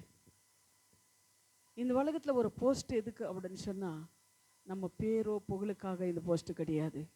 நம்ம ஒவ்வொரு இடத்துக்கு போகும்போது நம்மளுக்கு கொஞ்சம் சலுகைகள் கிடைக்கும், நம்ம விசுவாசிகளுக்கு கொஞ்சம் என்னவதனக்கும் சலுகைகள் கிடைக்கும். அதுக்காக தான் அவ்வளோ தூரம் நான் போனேன். அல்லேலூயா. இப்போ நம்ம சபை வச்சுருக்கிறோம். இந்த சபை மேலே யாராவது வந்தாங்க, ஏதாவது செஞ்சாங்க, இல்லை ஒரு சபை கட்டணும், ஒரு ஹாஸ்டல் கட்டணும் அப்படின்னா அந்த கார்டு நம்மக்கிட்ட இருந்த யாரும் நம்மக்கிட்ட அணுக முடியாது. இந்த உலக பிரகாரமான காரியத்துக்காக தான் நான் போனேன். இந்த போஸ்டெல்லாம் நம்ம பரலோகத்துக்கு கொண்டு போவாது, இந்த உலக பிரகாரமான காரியம் இந்த உலகத்தில் இருக்கிறவரை நம்மளுக்கு வேணுமே அப்படின்றதுக்காக தான் நான் போனேன். ஹல்லேலூயா, ஹல்லேலூயா. இந்த போஸ்ட் நமக்கு பரலோகத்துக்கு வராது. இந்த பூமிக்குரிய காரியங்களை கொஞ்சம் நம்ம யூஸ் பண்ணிக்கலாம், அவ்வளோதான். ஆனால் நம்ம கூட வருது, பரலோகத்துக்கு வருது நம்ம தேவன் மட்டும்தான். ஹல்லேலூயா. அதனால இந்த காரியங்கள் எல்லாம், இந்த ஊழியக்காரங்களெல்லாம் இப்படி கஷ்டப்படுறாங்க அப்படின்னு சொல்லி அவங்கள பார்க்கும்போது எனக்கு ஒரு பக்கம் வேதனையாக இருந்தாலும் ஒரு பக்கம் சந்தோஷம். இந்த உலகத்தில் இருக்கிறவரை இவ்வளோ ஓடி ஓடி உழைக்கிறாங்க, ஆனால் ஒரு நாள் அவருக்கு நிம்மதியாக அவர் தூங்க போகிறாங்க அப்படின்னு சொல்லி ஒரு சந்தோஷம். ஹல்லேலூயா. அதே போக 6வது பாருங்க, 2 கொரிந்தியர் 4வது அதிகாரம் 2வது வசனம் வாசிங்க. 2 கொரிந்தியர் 4:2 நீங்கள் பார்த்தீங்கன்னா, வெட்கமான அந்தரங்க காரியங்களை நாங்கள் வெறுத்து தந்திரமாய நடுவாமலும் தேவ வசனத்தையே பொருட்டாமலும் சத்தியத்தையே வெளிப்படுத்துகின்றதினாலே தேவனுக்கு முன்பாக எல்லா மனுஷருடைய மனசாட்சிக்கும் எங்களை உத்தமர் என்று விளங்க பண்ணினார். ஹல்லேலூயா. பாருங்க, இப்போ பாருங்க, வெட்கமான அந்த காரியங்கள் நாங்கள் வெறுத்து, இது உலக பிரகாரமான காரியங்கள், தேவனுக்கு விரோதமான காரியங்கள் எல்லாம் நம்ம வெறுத்து தந்திரமாய் நடுவாமலும் தேவ வசனத்தை பொருட்டாமலும் என்ன செய்யணுமா? தந்திரமா நடுவாமலும். தந்திரமா என்ன பண்ணக்கூடாது? நம்ம நடுக்கக்கூடாது. தேவன வசனங்களை என்ன பண்ணக்கூடாது? பொருட்டக்கூடாது. ஹல்லேலூயா. தந்திரமாய் வேஷம் போட்டுக்கொண்டு நம்ம நடக்கக்கூடாது. மனுஷன் முன்னாடி நம்ம வேஷம் போடலாம், ஆனால் தேவன் கண்கள் நம்ம மேலே இருக்கும். தேவனுக்கு விரோதமாக நம்ம என்ன காரியங்களை செஞ்சாலும் அவர் கண்ணுகள் நம்ம மேலே இருக்கும். தந்திரமான காரியங்கள் நம்ம செய்யக்கூடாது, தந்திரமாக நம்ம நடக்கக்கூடாது. ஹல்லேலூயா. அதில் நீங்கள் பார்க்கும்போது இன்னொரு காரியம் பாருங்க, தந்திரமான நடுவாமலும் தேவ வசனத்தை பொருட்டாமலும். எப்போ எதுக்கு வேணாலும் கொஞ்ச நேரம் பார்க்கும்போது வசனம் எப்படி சொல்லுது, வசனம் எதுக்காக சொல்லுது, யாருக்காக சொல்லுது, எப்படி சொல்லுது அல்லது அந்த வசனமெல்லாம் படித்து பார்த்தா தான் நம்மளுக்கு தெரியும். அந்த புக்கெல்லாம் படித்து பார்த்து நாம் எதுக்காக சொல்கிறாரு, யாருக்கு சொல்லியிருக்கிறாரு அப்படின்னு சொல்லி நம்ம புரிந்து கொண்டதான் நம்மளுக்கு தெரியும். இல்லைன்னா ஏதோ ஒரு வசனம் எடுத்து வாசிச்சுட்டு பாரு வசனம் இப்படி சொல்லுது. ஒரு சகோதரன் இங்கிருந்து போகும்போது ஒரு வசனத்தை எடுத்துகிட்டு வந்து எனக்கு காட்டிட்டு பாரு வசனம் இப்படியெல்லாம் சொல்லுது, ஆனால் நீங்கள் இப்படியெல்லாம் சொல்கிறீங்க, அதனால நாங்கள் செத்தாலும் நாங்கள் வரமாட்டேன் அப்படின்னு சொல்லிட்டு போனாங்க. அப்போ அவங்க போனதுக்கப்புறம் நான் அந்த வசனம் எடுத்து நான் வாசித்து பார்த்தேன். யாருக்கு அந்த வசனம் சொல்லியிருக்கிறது, ஏன் இந்த வசனம் எடுத்துகிட்டு வந்து எனக்கு காட்டிட்டு இப்படி சொல்லிட்டு போகிறாங்க அப்படின்னு சொல்லிட்டு நான் வேதனைப்பட்டேன். ஏன்னா அவங்களுக்கு தெரியல யாருக்கு அந்த வசனம் சொல்லியிருக்கிறது. அந்த வசனத்தை எடுத்துகிட்டு வந்து எனக்கு எதுக்கு காட்டுறாங்க அவங்க அப்படின்னு சொல்லிட்டு நான் என்ன பண்ணேன்னா அவங்களுக்காக நான் ஜெபம் பண்ணேன். என்ன பண்ணி கொண்டு தான் இருக்கிறேன். அதில் ஒரு வசனம் நம்மளுக்கு கொடுக்குறாருன்னா அந்த வசனம் நம்ம என்ன பண்ணணும், ஃபுல்லாக படித்து பார்க்கணும். உங்களுக்கும் அவ்வளோதான். ஒரு வசனம் கொடுக்குறாருன்னா அந்த வசனம் யார் கொடுத்துருக்குறாங்க, யாருக்கு அந்த வசனம் சொல்லியிருக்கிறாரு, கீழே என்ன சொல்கிற மேலே என்ன சொல்லுது, யாருக்கு சொல்லியிருக்க, அந்த அதிகாரம் முழுவதும் நீங்கள் வாசித்து பார்த்து அதுக்கப்புறம் ஆண்டவர் எனக்காக தான் இந்த வசனம் சொல்லியிருக்கிறாரு அப்படின்னு சொல்லி நீங்கள் புரிஞ்சுக்கணும். ஹல்லேலூயா. அதே போல் நடுவாமலும் வசனத்தை பொருட்டாமலும் சத்தியத்தையே வெளிப்படுத்துகின்றவர்களாலே தேவனுக்கு முன்பாக எல்லா மனுஷருடைய மனசாட்சிக்கும் எங்களை உத்தமன் என்று விளங்க பண்ணிறேன். எல்லா மனுஷர்களும் முன்பாக உத்தமன் என்று விளங்க பண்ணிருக்கிறேன் அப்படின்னு சொல்லி பவுல் சொல்லுகிறார். தந்திரமான பேச்சுகளும் தந்திரமும் மந்திரமும் இதெல்லாம் நமக்கு என்ன, நம்ம தேவனுக்கிட்டே இதெல்லாம் அப்பப்போ வேகாது. ஏன்னா நம்ம நடிக்கலாம், எப்படி வேணாலும் வாழலாம், எப்படி வேணாலும் இருக்கலாம், எப்படி வேணாலும் பேசலாம், எங்கே வேணாலும் போகலாம். இல்லை, முடியாது. நம்ம தேவனு கல்லோ மண்ணோ கிடையாது. நம்ம தேவன் ஜீவிக்கிற தேவன், ஜீவனுள்ள தேவன் நம்ம தேவன். இன்னைக்கு பேசிட்டு நாளைக்கு பேசலன்னு சொல்ல முடியாது. இதுக்கு செஞ்சுட்டு நாளைக்கு செய்யலைன்னு சொல்ல முடியாது. என் தேவனை மன்னிக்கிறாரு அப்படின்னு சொல்லி நம்ம என்ன பண்ணுறோம், செஞ்சு கொண்டு இருக்கிறோம். ஆனால் ஒரு நாள் அது டேஞ்சர்னு சொல்லி நம்ம புரியல. இப்போ தேவனை மன்னித்து கொண்டே இருக்கிறார், ஆனால் ஒரு நாள் அது என்ன பண்ண டேஞ்சர். ஏன் சொல்கிறீங்க, எப்படி சொல்கிறீங்க அப்படின்னு கேட்குறீங்களா? இப்போ நீங்கள் ஒவ்வொரு நாளும் எங்கே போகிறீங்க, எங்கே வரீங்க, என்ன செய்கிறீங்க, என்ன பேசுகிறீங்க, ஒவ்வொரு காரியங்கள் ஒவ்வொரு மனிதனுக்கு ஒரு புக் இருக்குது. அந்த புக்கெல்லாம் என்ன பண்ணுறாரு, எழுதி வச்சிடுறாரு. நாம் மறந்துடலாம். ஆனால் அவர் மறக்க மாட்டார். நாங்கள் இங்கே நின்றுட்டு பேசிகிட்டு இருக்கிறது, என் ஹிருதயத்தில் இருக்கிறது அவர் ஒவ்வொன்றும் என் பக்கத்தில் இருந்து நோட் பண்ணிகிட்டே இருப்பார். உங்கள் பக்கத்தில் இருக்கிறதுக்கு இருந்து கூட அவர் நோட் பண்ணிகிட்டே இருக்கிறார். உங்களுக்கு ஒவ்வொருத்தருக்கும் ஒரு புஸ்தக தேவனை வைத்து இருக்கிறார். உங்கள் ஹிருதயத்தை தேவனை பார்த்து கொண்டு இருக்கார். உங்கள் உள்ளத்தை தேவனை பார்த்து கொண்டு இருக்கிறார். ஒரு தூதன் உங்கள் பக்கத்தில் நிற்கிறார், உங்களுக்கு தெரியாமல் இருக்கலாம். ஆனால் அவர் என்ன பண்ணுறார், எல்லாம் எழுதி கொண்டு போயிடுறார். நீயும் நான் அங்கே போகும்போது அந்த புக்கு நம்மளை முன்னாடி வரும். அதனால் எதுவுமே நம்ம என்ன பண்ண முடியாது, மறக்க முடியாது. 139வது சங்கீதம் நீங்கள் வாசித்து பார்த்தீங்கன்னா, வானத்துலவும் பூமியிலவும் கீழவும் சமுத்திரத்தும் பாத்தாளத்தில் படைக்கப்பட்டாலும் அங்கே கூட நீங்கள் இருக்கிறீங்க அப்படின்னு சொல்கிறார் தாவீது. அதுபோல் ஒவ்வொரு காரியங்களும் தேவன் என்ன பண்ணார், பார்த்து கொண்டு இருக்கிறார், கேட்டு கொண்டு இருக்கிறார். நீங்கள் யார், அழிக்கப்பட்டவர்களா தெரிந்து கொள்ளப்பட்டவர்களா? நீங்கள் தெரிந்து கொள்ளப்பட்டவர்கள், அழிக்கப்பட்டவர்கள் கிடையாது. தெரிந்து கொள்ளப்பட்டவர்களா இருக்கிறனால தான் இந்த இடத்துல நீங்கள் வந்து உக்காந்து இருக்கிறீங்க. நானும் என்ன தேவனை தெரிந்து கொண்டதுனால இந்த இடத்துல நான் வந்திருக்கிறேன். தேவன் தெரிந்து கொண்டதுனால தான் உங்களுக்கு முன்னபாக நான் என்னை நிறுத்தியிருக்கிறார். உங்கள் முன்பாக பேசுறதுக்கு, அவரோட வார்த்தை எடுத்து பேசுறதுக்கு, தியானிக்கிறதுக்கு உதவி செய்கிறார். அதனால தேவன் ஒவ்வொரு காரியங்களும் நம்மளை பார்த்து கொண்டிருக்கிற தேவனாக நம்ம இருக்கிறார். ஹல்லேலூயா. அதனால எது மந்திரமான காரியங்கள் நம்ம செய்ய முடியாது. அதில் 7வது நீங்கள் 8வது பாருங்க. 8வது பார்த்தீங்கன்னா 7 8 எப்போ எது சொன்னேன் நான்? இப்போ 2 கொரிந்தியர் 4:2 தானே சொன்னேன். இப்போ 7வது பாருங்க. 1 பேதுரு 1:15 உங்களை அழித்தவர் பரிசுத்தராக இருக்கின்றது போல நீங்கள் உங்கள் நடக்கைகளை எல்லாவற்றிலும் பரிசுத்தமாக இருங்கள். அவர் என்ன சொல்கிறார், நம்மளை அழித்திருக்கிற தேவன் எப்படிப்பட்ட தேவன்? என்ன பரிசுத்தர். நம்ம தேவன் எப்படி பரிசுத்தரோ அதுபோல் நம்ம கூட எப்படி இருக்கணுமா, எல்லாவற்றிலும் என்னென்ன காரியங்கள் செய்கிறோமோ எல்லாத்துலவும் நம்ம பரிசுத்தர்களாக இருக்கணும். லேவிய காண்டம் 20:7 நீங்கள் பாருங்க. அதனால நீங்கள் உங்களையே பரிசுத்தப்படுத்தி கொள்ளுங்கள் அப்படின்றார். உங்களை நீங்கள் என்ன பண்ணுங்க, உங்கள் தேவனை பரிசுத்தர், அது போல் நீங்களும் என்ன பண்ணுங்க, பரிசுத்தப்படுத்துங்க. ஏசாயா 6:3 நீங்கள் பார்க்கும்போது, சேனைகளின் கர்த்தர் பரிசுத்தர், பரிசுத்தர், பரிசுத்தர், பரிசுத்தர், பூமி அனைத்தையும் அவருடையது அப்படின்னு சொல்லி நம்ம பார்க்குறோம். நம்ம தேவனை பரிசுத்தர், அதுபோல் நாமளும் பரிசுத்தமாக உள்ளவர்களாக நம்ம இருக்கணும். ஹல்லேலூயா. அதே போல் யோவான் 17:18 நீங்கள் பார்க்கும்போது, சத்தியத்தினாலே அவர்கள் பரிசுத்தமாக்குகின்றார். உம்முடைய சத்தியமே, உம்முடைய வசனமே சத்தியம். அவர் என்ன பண்ணுறாரு, வசனத்தினால நம்மளை பரிசுத்தமாக்குற தேவனாக இருக்கிறார். ஹல்லேலூயா. அப்போ நம்ம அந்த வசனமே சத்தியம். அதனால தேவனை பரிசுத்தம் இருக்கிறது போல நீங்களும் நானும் இந்த உலகத்தில் வாழ்நாள் முழுவதும் எல்லாத்துலவும் அவர் சொல்லியிருக்க, என்னன்னா ஒன்றில் இல்லை, எல்லாத்துலவும் பரிசுத்தம் உள்ளவர்களாக இருங்கள் அப்படின்னு சொல்கிறார். அதே 9வது பார்க்கும்போது மத்தேயு 18:7 நீங்கள் பாருங்கம்மா. இடர்களில் நிமித்தமும் உலகத்திற்கும் ஐயோ, இடர்கள் வருவது அவசியம், ஆனாலும் எந்த மனுஷனால இடர்கள் வருகிறதோ அவனுக்கு ஐயோன்றார். மத்தேயு 18:7 நீங்கள் பார்க்கும்போது அதான், இந்த உலகத்தில் பாவம் இருக்கிறது, சாபம் இருக்கிறது, துக்கம் இருக்கிறது, வியாதி வேதனை எல்லாமே இருக்கிறது. ஆனால் இது சகஜம்ன்றார் அவர் என்ன சொல்கிறாரு, சகஜம், இதெல்லாம் சகஜமான்றாரு. ஆனால் நம்மளுக்கு என்ன, ஒரு பெரிய பாரங்கள் தூக்கி நம்ம தலைமையில் இருக்கிற மாதிரி இருக்கும் ஒரு கஷ்டம் வரும்போது. அவர் சொல்கிறாரு இதெல்லாம் என்னன்னா சகஜம்ன்றாரு. அப்போ இந்த உலகத்தில் நம்மளுக்கு இந்த பாடுகளும், மத்தேயு 18:8 நீங்கள் வாசிச்சு பாருங்க. உன் கையாவது உன் காலாவது இடதல் உண்டாயிடுச்சுன்னா நீ என்ன பண்ணு, 2 கண்ணிருந்து நீ நரக்கத்துக்கு போகிறதோட ஒரு கண்ணிருந்து நீ என்ன பண்ண, ஒரு கண்ணோட இருந்து நீ சொர்க்கத்துக்கு போன்றாரு. இந்த உலகத்தில் உபத்திரங்கள் உண்டு, பாடுகள் உண்டு, வேதனை உண்டு, ஆனாலும் பரவாயில்லைன்றார்.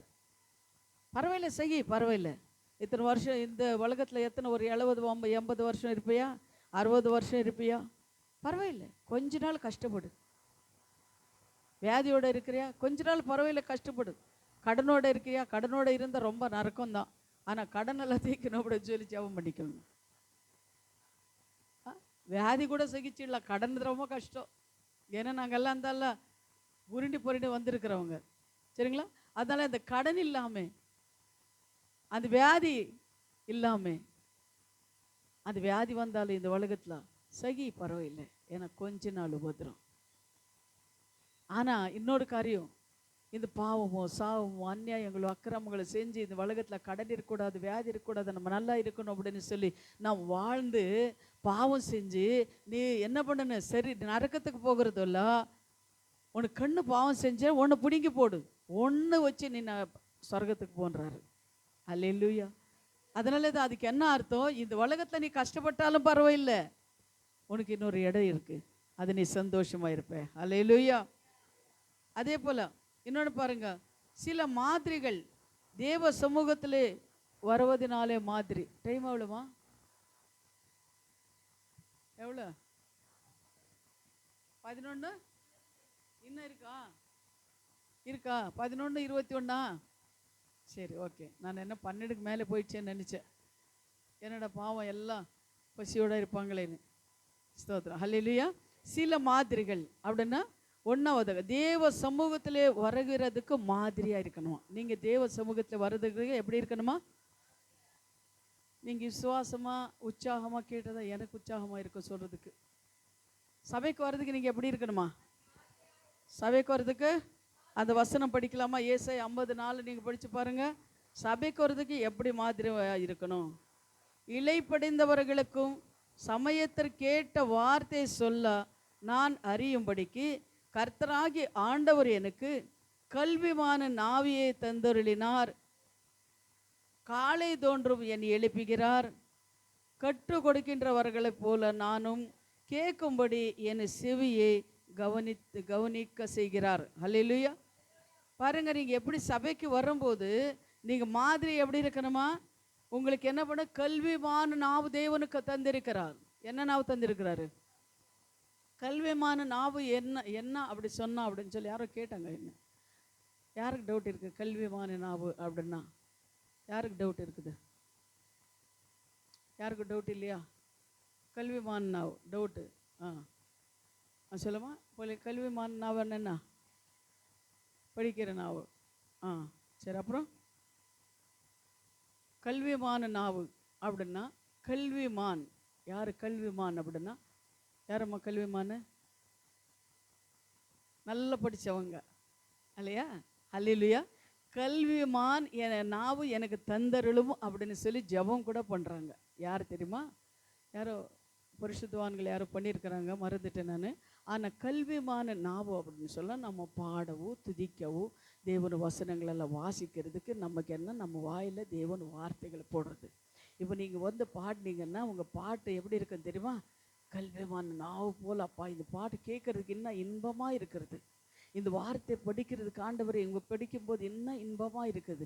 அதனால கல்விமான நாவு எனக்கு தந்தருளும் ஆண்டவர் அப்படின்னு சொல்லி எரேமியா நினைக்கிற ஜெபிக்கிறார். அல்லேலூயா. அப்போ அந்த கல்விமான நாவு அவர் என்ன பண்ணார்? உங்களுக்கு தருகிறவராக இருக்கிறார். அல்லேலூயா.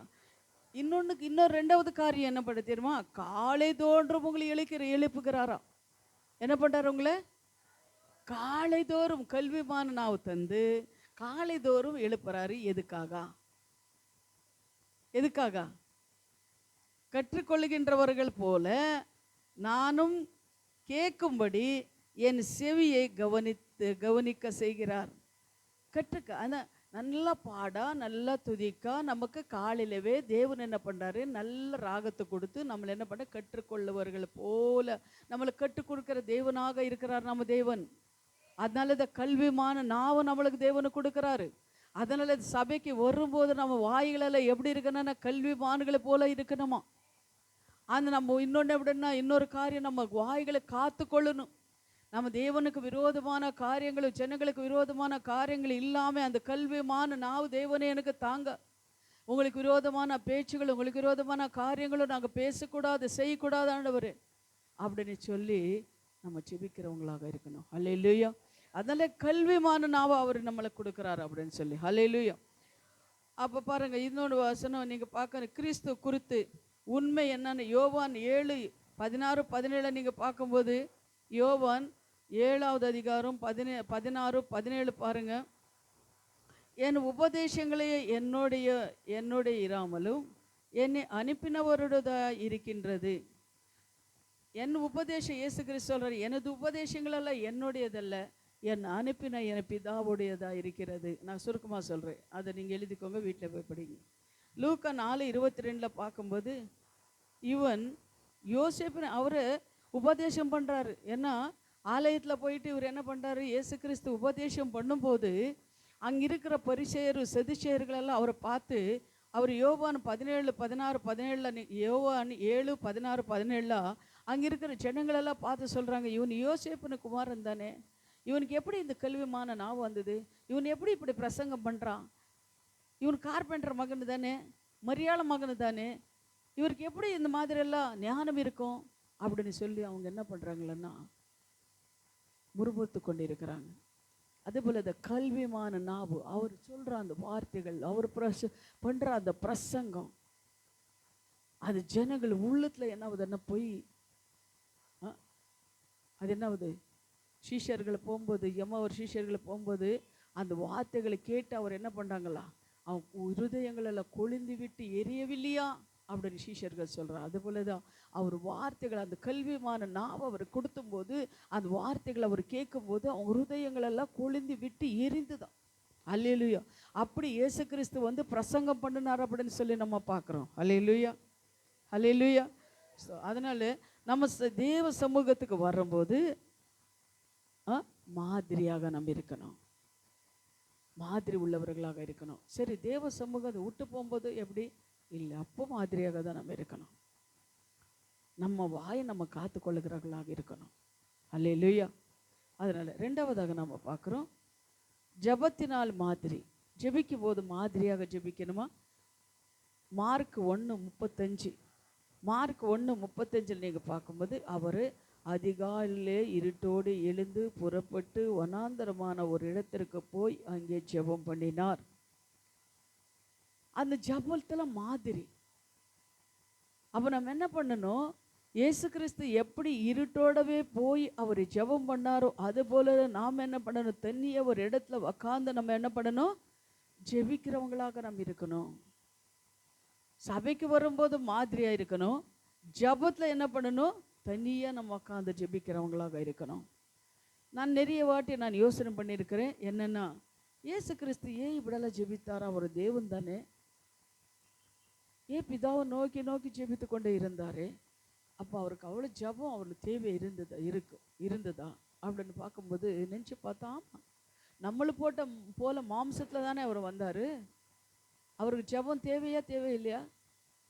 அப்போ ஜெபிக்கும் போது பிதா என்ன பண்ணார், அவர் சொல்கிற மாதிரி பிதாவும் நானும் ஒன்றா இருக்கிறேன். அப்போ ஜெபிக்கும் போது பிதாவானவர் என்ன பண்ணார், கூடவே இருந்தார். நடுக்கிற ஒவ்வொரு காரியங்களும் பிதா என்ன பண்ணார், வெளிப்படுத்தி கொடுத்துட்டே இருந்தார். அப்போ அவருக்கு ஜபம் ரொம்ப தேவை.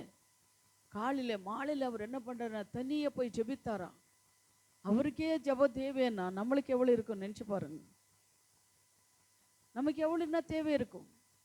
இந்த உலகத்தில் நடக்கிற ஒவ்வொரு காரியங்களும் அவங்களுக்கு தெரியும், என்னென்ன நடக்குதுன்னு அவருக்கு தெரியும். ஆனாலும் அவர் ஜபம் பண்ணி கொண்டே இருந்தார், பிதாவோட எப்போதும் மன்றாடி கொண்டே இருந்தார். ஆனால் நம்மளுக்கு எதுவுமே தெரியாது. தேவன் இருக்கிறாரு தெரியும், நம்ம ஜெபத்தை கேட்பாருன்னு தெரியும். அப்போ நம்ம எப்படி நின்னா ஜெபிக்கணும், நம்ம இன்னும் ஜெபத்தில் நம்ம என்ன பண்ண, உறுதி உள்ளவர்களாக நம்ம இருக்கணும். இன்னும் ஆண்டவரை தேடுறவங்களாக நம்ம இருக்கணும், அவர் பார்க்குறவங்களாக நம்ம இருக்கணும், அவங்க சத்தத்தை கேட்குறவங்களாக இருக்கணும். அது வேதத்தை நம்ம வாசித்து தியானிக்கிறவங்களாக, வேதத்தை நம்ம எவ்வளோக்கு எவ்வளோ வாசிக்கிறோமோ அவ்வளோக்கு அவ்வளோ பரிசுத்தாவியார் உங்களோட இருப்பார். வேதத்தை வாசித்து அந்த வார்த்தைகளை உங்கள் உள்ளத்தில் என்ன பண்ணணும், ஒரு நாளுக்கு ஒரு வசனமாவது நீங்கள் பயப்பாடு பண்ணணும். ஒரு வசனமாவது நீங்கள் அது என்ன பண்ணணும், அது உள்ளத்தில் பேசிட்டு எனக்கு காலையிலேருந்து சாயந்தரம் வர ஆண்டவரை இந்த வசனத்தை எனக்கு நீ கொடுத்துருக்குறீங்க அப்படின்னு சொல்லி அந்த வசனத்தை நீங்கள் சொல்லி சொல்லி ஜெபிக்கிறவங்களாக நீங்கள் இருக்கணும். அந்த வார்த்தை அந்த வசனம் உங்கள் உள்ளத்தில் வந்துச்சுன்னா செத்துரு உன் உள்ளத்தில் வர முடியாது, உங்களுக்கு தொட முடியாது, இன்னும் பின்னாடி வரும். ஆனால் அந்த வசனத்தை சொல்லி கூட தேவன் என்ன பண்ணாரு, ஜெயித்தார் இந்த உலகத்தை. அது வரேன் இன்னும் கீழே வரேன். அதுபோல தான் அந்த வசனம் நம்மளுக்கு ரொம்ப முக்கியம். ஏதோ வந்தோ அபிஷேகத்தில் நிறுவனோ ஜெபிக்கிறதோ, நம்ம தேவன் ஜபத்தை கேட்டார் பதில் கொடுத்தார் நம்ம போயிடலாம், அது கிடையாது. அந்த வசனம், ஒரு வியாதி வருது, ஒரு கடனை வருது, ஒரு ஏதாவது ஒன்று குடும்பத்தில் ஒன்று பலவீனம் வருது, ஏதாவது நடக்குதுன்னு ஆண்டவரே இந்த வசனம் சொல்லியிருக்குதே, நீ அநேக ஜனங்களை கடனை கொடுப்பாய், கடனை வாங்காதிருப்பாயின்னு சொல்லியிருக்குது. உன் வியாதி உன்னை விட்டு வெளுகவே, உன் சாபங்கள் உன் முதுகு பின்னாடி எரிந்து விடுவேன்னு சொல்லியிருக்கிறது. உன் பிள்ளைங்களை மேலே என் ஆவியோ, உன் சந்ததி மேலே என் ஆவியோ, உன் சந்தானத்து மேலே என் ஆசீர்வாதம் பொழியும்னு சொல்லியிருக்கிறீங்களே. நீ உன் குடும்பம் கர்த்தரை சேவிக்குமோன்னு சொல்லியிருக்கிறீங்களே. உன் சாபத்தை உன்னை விட்டு வெளுக்குவேன்னு சொல்லியிருக்கிறீங்க. உன் ஆசீர்வதிக்கிறவங்க சபிக்கிறவர்கள் சபிக்கிறேன்னு சொல்லியிருக்கிறீங்களே. சத்ருகளை முன்பாக எனக்கு ஒரு பந்தி ஆயுதப்படுத்துவேன்னு சொல்லியிருக்கிறீங்களே. உன் வலது கால் இடராதபடி உன்னை பாதுகாக்கிறேன்னு சொல்லியிருக்கிறீங்களே. இந்த வார்த்தைகள் எல்லாம் என்ன பண்ணணும்? சொல்லி சொல்லி சொல்லி நம்ம ஜெபிக்கிறவங்களாக இருக்கணும்.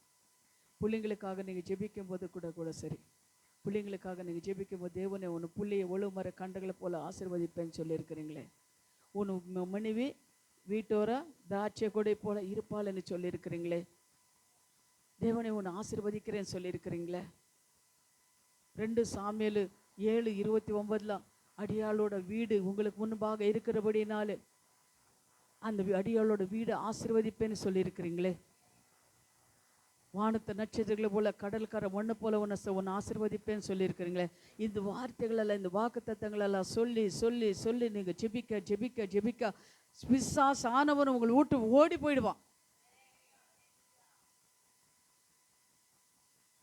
அது ஜெபம் நம்ம கற்றுக்கணும். வசனங்களை சொல்லி ஜெபிக்கிறான். ஜெபத்தில் இருக்கிற ஒரு வல்லமை, ஒரு பவர் எதுலையுமே கிடையாது. சரி, நீங்கள் படிச்சிருக்கிறீங்க, எங்களுக்கு படிக்க தெரியாது, நாங்கள் எப்படி ஜெபிக்கிறது அப்படின்னு கூட நீங்கள் இருக்கலாம். ஆனால் தேவன் உங்களுக்கு ஜெபத்தை கற்றுக் கொடுப்பாரு. உங்கள் ஜெபத்தை நீங்கள் தத்தா புத்தான்னு பேசினா கூட தேவன் என்ன பண்ணார்? உங்கள் ஜெபத்துக்கு பதில் கொடுத்துடுவார். படிச்சிருக்கிறவங்களுக்கு சொல்கிறேன். ஹல்லேலூயா. அதுபோல் அந்த வாக்குத்தத்த வசனங்களை நீங்கள் சொல்லி நம்ம என்ன பண்ணணும்? ஜெயிக்கிறவங்களாக நம்ம இருக்கணும். அப்படி நீங்கள் அந்த வார்த்தைகளை நீங்கள் சொல்லும்போது கண்டிப்பாக சத்ருவானவன் வெக்கப்பட்டு போயிடுவோம். அவங்களை விட்டு உங்களை தொடக்கூட அவனுக்கு அதிகாரம் கிடையாது. அல்லேலூயா. அதனால நம்ம என்ன பண்ணோம்? அந்த வாக்குத்தத்த வசனங்களை நம்ம என்ன பண்ணோம்? கொஞ்ச நேரம் பார்த்தீங்கன்னா ஒரு நாளைக்கு 300-400 வாக்குத்தத்த வசனங்கள் எல்லாம் சொல்லி சொல்லி சொல்லி அவர் என்ன பண்ணுறாங்க? இருதயத்தில் வைத்து கொள்ளுறாங்க. நீங்கள் சோர்ந்து போகிற காரணம் என்ன? நீங்கள் சபைக்கு லேட்டாக வர்ற காரணம் என்ன? நீங்கள் சபைக்கு வர முடியாமல் இருக்கிற காரணம் என்ன? ஏன் நீங்கள் இப்படி இருக்கிறீங்க? அவ்வளோ ஒரே ஒரு இது காரியம் என்ன தெரியுங்களா? அந்த வார்த்தைகள் உங்ககிட்ட இல்லாததுனால தான். அந்த வார்த்தைகள் உங்களுக்கு கூட இருக்கும்போது பரிசுத்த ஆவியார் உங்களோட எப்பொழுதும் வாசம் பண்ணுவார். அந்த வார்த்தைகள் இல்லாததுனால தான் என்ன ஆகுதுன்னா, உங்களுக்கு தூக்கம், பலவீனம், சபைக்கு போக முடியாது, கற்பனையில் படி நடக்க முடியாது. இந்த காரியங்களெல்லாம் கொண்டு வர்றது யாருன்னா செத்து கொண்டு வருவான். அவனுக்கு நமக்கு இடம் கொடுக்குறோம். இந்த காரியங்களை இந்த வார்த்தைகள் உங்களோட இருக்கும்போது பரிசுத்த ஆவியானவர் என்ன பண்ண தூண்டுவார். நீங்க அவன் ஜெயிக்க முடியும். அல்லேலூயா. அதே போல அந்த வார்த்தைகள் நமக்கு என்ன பண்ணனா இருக்கணும். ஜபத்திலே மாதிரி பார்த்தோம் இல்லையா? இப்போ 3வது அன்பு செலுத்துதலே மாதிரி. மத்தேயு 26:50 நீங்க பார்த்தீங்கன்னா, மத்தேயு 26:50 அன்பு செலுத்துறவர்களே மாதிரி. இது என்னப்பா இது? அன்பு செலுத்துறவர்களாத எப்படி மாதிரியா இருக்க முடியும்? அன்பு எப்படி மாயமான அன்பு செலுத்துறோமா? எப்படி அன்பு? யார் அப்படி அன்பு செலுத்திருக்கிறாங்க அப்படின்னு சொல்லி நம்ம பார்க்குறோம். அதை பார்க்கும்போது அன்பு செலுத்துகிற மாதிரி இயேசு அவனை நோக்கி, சிநேகிதனே, என்னத்திற்காக வந்திருக்கின்றாய் என்றார். அப்பொழுது அவர்கள் கிட்டே வந்து இயேசு மேலே கை போட்டு அவரை பிடித்தார்கள். அல்லேலூயா. பாருங்க, இயேசு கிறிஸ்துவே எதுக்காக வந்திருக்கிறார் அப்படின்னு சொன்னால், சிலுவையில் போட்டிருக்கிறதுக்காக, அவரை பிடிக்கிறதுக்காக, ஒரு குற்றவாளியாக நிறுத்துறதுக்காக, மரணத்துக்கு ஒப்பு கொடுக்கறதுக்காக வந்திருக்கிறார். இது இயேசுக்கு தெரியுமா தெரியாதா? இயேசு கிறிஸ்து தெரியுமா தெரியாதா? ஆனால் ஏப்பா அப்படி எப்படி சொல்கிறார் அவர்? இப்போ எங்களுக்கு நமக்கு துரோகம் பண்ணுறவங்க யாராவது நம்ம முன்னாடி வந்தா, வாம்மா சகோதரி, வா சிஸ்டர், சாப்பிடு அப்படின்னு சொல்கிறோமா? நம்ம என்ன சொல்கிறோம்? என்ன எதுக்கு வந்திருக்கிறேன் அப்படின்னு சொல்லி இங்கிலீஷ் பாஷையெல்லாம் நம்ம பேசுவோம் இல்லையா? ஆனால் அவர் என்ன சொல்கிறாரு? அவர் என்ன சொல்கிறாரு? ஆ ஆமாம், சத்தமாக சொல்லுங்க. என்ன சொன்னாரு? சிநேகித்தனே. யாருன்னு அப்படி சிநேகித்தனேன்னு சொல்லுவாங்க? இல்லை, நாம் யாருன்னு சிநேகித்தனேன்னு சொல்லுவோம்? ரொம்ப நெருக்கமாக இருக்கிறவங்கள பார்த்து நம்ம சிநேகித்தனே, சிநேகித்தியே, தோழியே அப்படின்னு சொல்லுவோம். ஆனால் அவர் யாருன்னு சொல்கிறாரு? விரோதிகளை பார்த்து சொல்கிறாரு சிநேகித்தனே. அப்போ அந்த அன்பு பாருங்க, அவங்க புரிஞ்சிருக்கும். அந்த அன்பு எப்படி இருக்கு பாருங்க. அவர் நம்ம முன் மாதிரி காட்டி கொடுத்துட்டு போயிருக்கிறாரு. ஆனால் நம்ம அப்படி இருக்கிறோமா? இல்லை. அல்லேலூயா. இல்லை, அப்படி இல்லை. அந்த அன்பு நமக்கு என்ன எப்படி இருக்கணுமா? விரோதிகளுக்கு கூட மன்னிக்கிற அன்பு நம்மளுக்கு இருக்கணுமா? அந்த அன்பு எப்போ அப்படி வரும் நம்மளுக்கு? பரிசுத்த ஆவியானவர் நம்மளோட இருக்கும் போது தான் அந்த அன்பு நம்மளுக்கு வரும். பரிசுத்த ஆவியானவர் அவருக்கு இடம் கொடுத்து அவர் கற்பனைப்படி கை கொண்டு நடக்கும் போது தான் அந்த அன்பு நம்மளுக்கு வரும். இல்லைன்னா நம்மளுக்கு அந்த அன்பு வராது. அதுபோல தான் அதுதான் சொல்றாரு. முதலாவதாக நம்ம என்ன வாசிச்சோம் சொல்லுங்க, யாராவது சொல்லுங்க. முதலாவதாக என்ன வச்சுட்டு போயிருக்காரு நம்மளுக்கு? அவரு மாதிரி வச்சுட்டு போயிருக்கிறாரு. அல்லேலூயா. மாதிரியை பின்பைத்து போனார்கள். மாதிரியை பின் வைத்து போயிருக்கிறார். இப்படிதான் நீ வாழணும், இப்படிதான் உனக்கு விரோதமாக இருக்கிறவனை நீ சிநேகிக்கணும், இப்படிதான் உனக்கு விரோதம் நீ நேசிக்கணும், இப்படிதான் உனக்கு விரோதம் மேலே அன்பு செலுத்தணும். அப்போ நம்ம என்ன பண்ணணும்? அந்த குணங்கள் நம்மளுக்கு வேணும். அவர் தான் முன் வைத்து போயிட்டார் இல்லையா? அதனால நம்ம என்ன பண்ணணும்னா ஒவ்வொரு நாளும் ஒரு பாதத்தில் நம்ம இருக்கிறவங்களாக இருக்கணும். அல்லேலூயா. அந்த வார்த்தை நீங்கள் என்ன பாருங்க, வேதத்தை வார்த்தைகளை தியானித்து பாருங்க, பேசி பாருங்க. கண்டிப்பாக என்ன பண்ணுறீங்க, அது எப்படி முடியும் ஆண்டியே நீங்கள் நினைக்கலாம். ஆனால் கண்டிப்பாக உங்களால் மாற முடியும். என் தேவனை எவ்வளோ மாற்றிருக்கிறார்.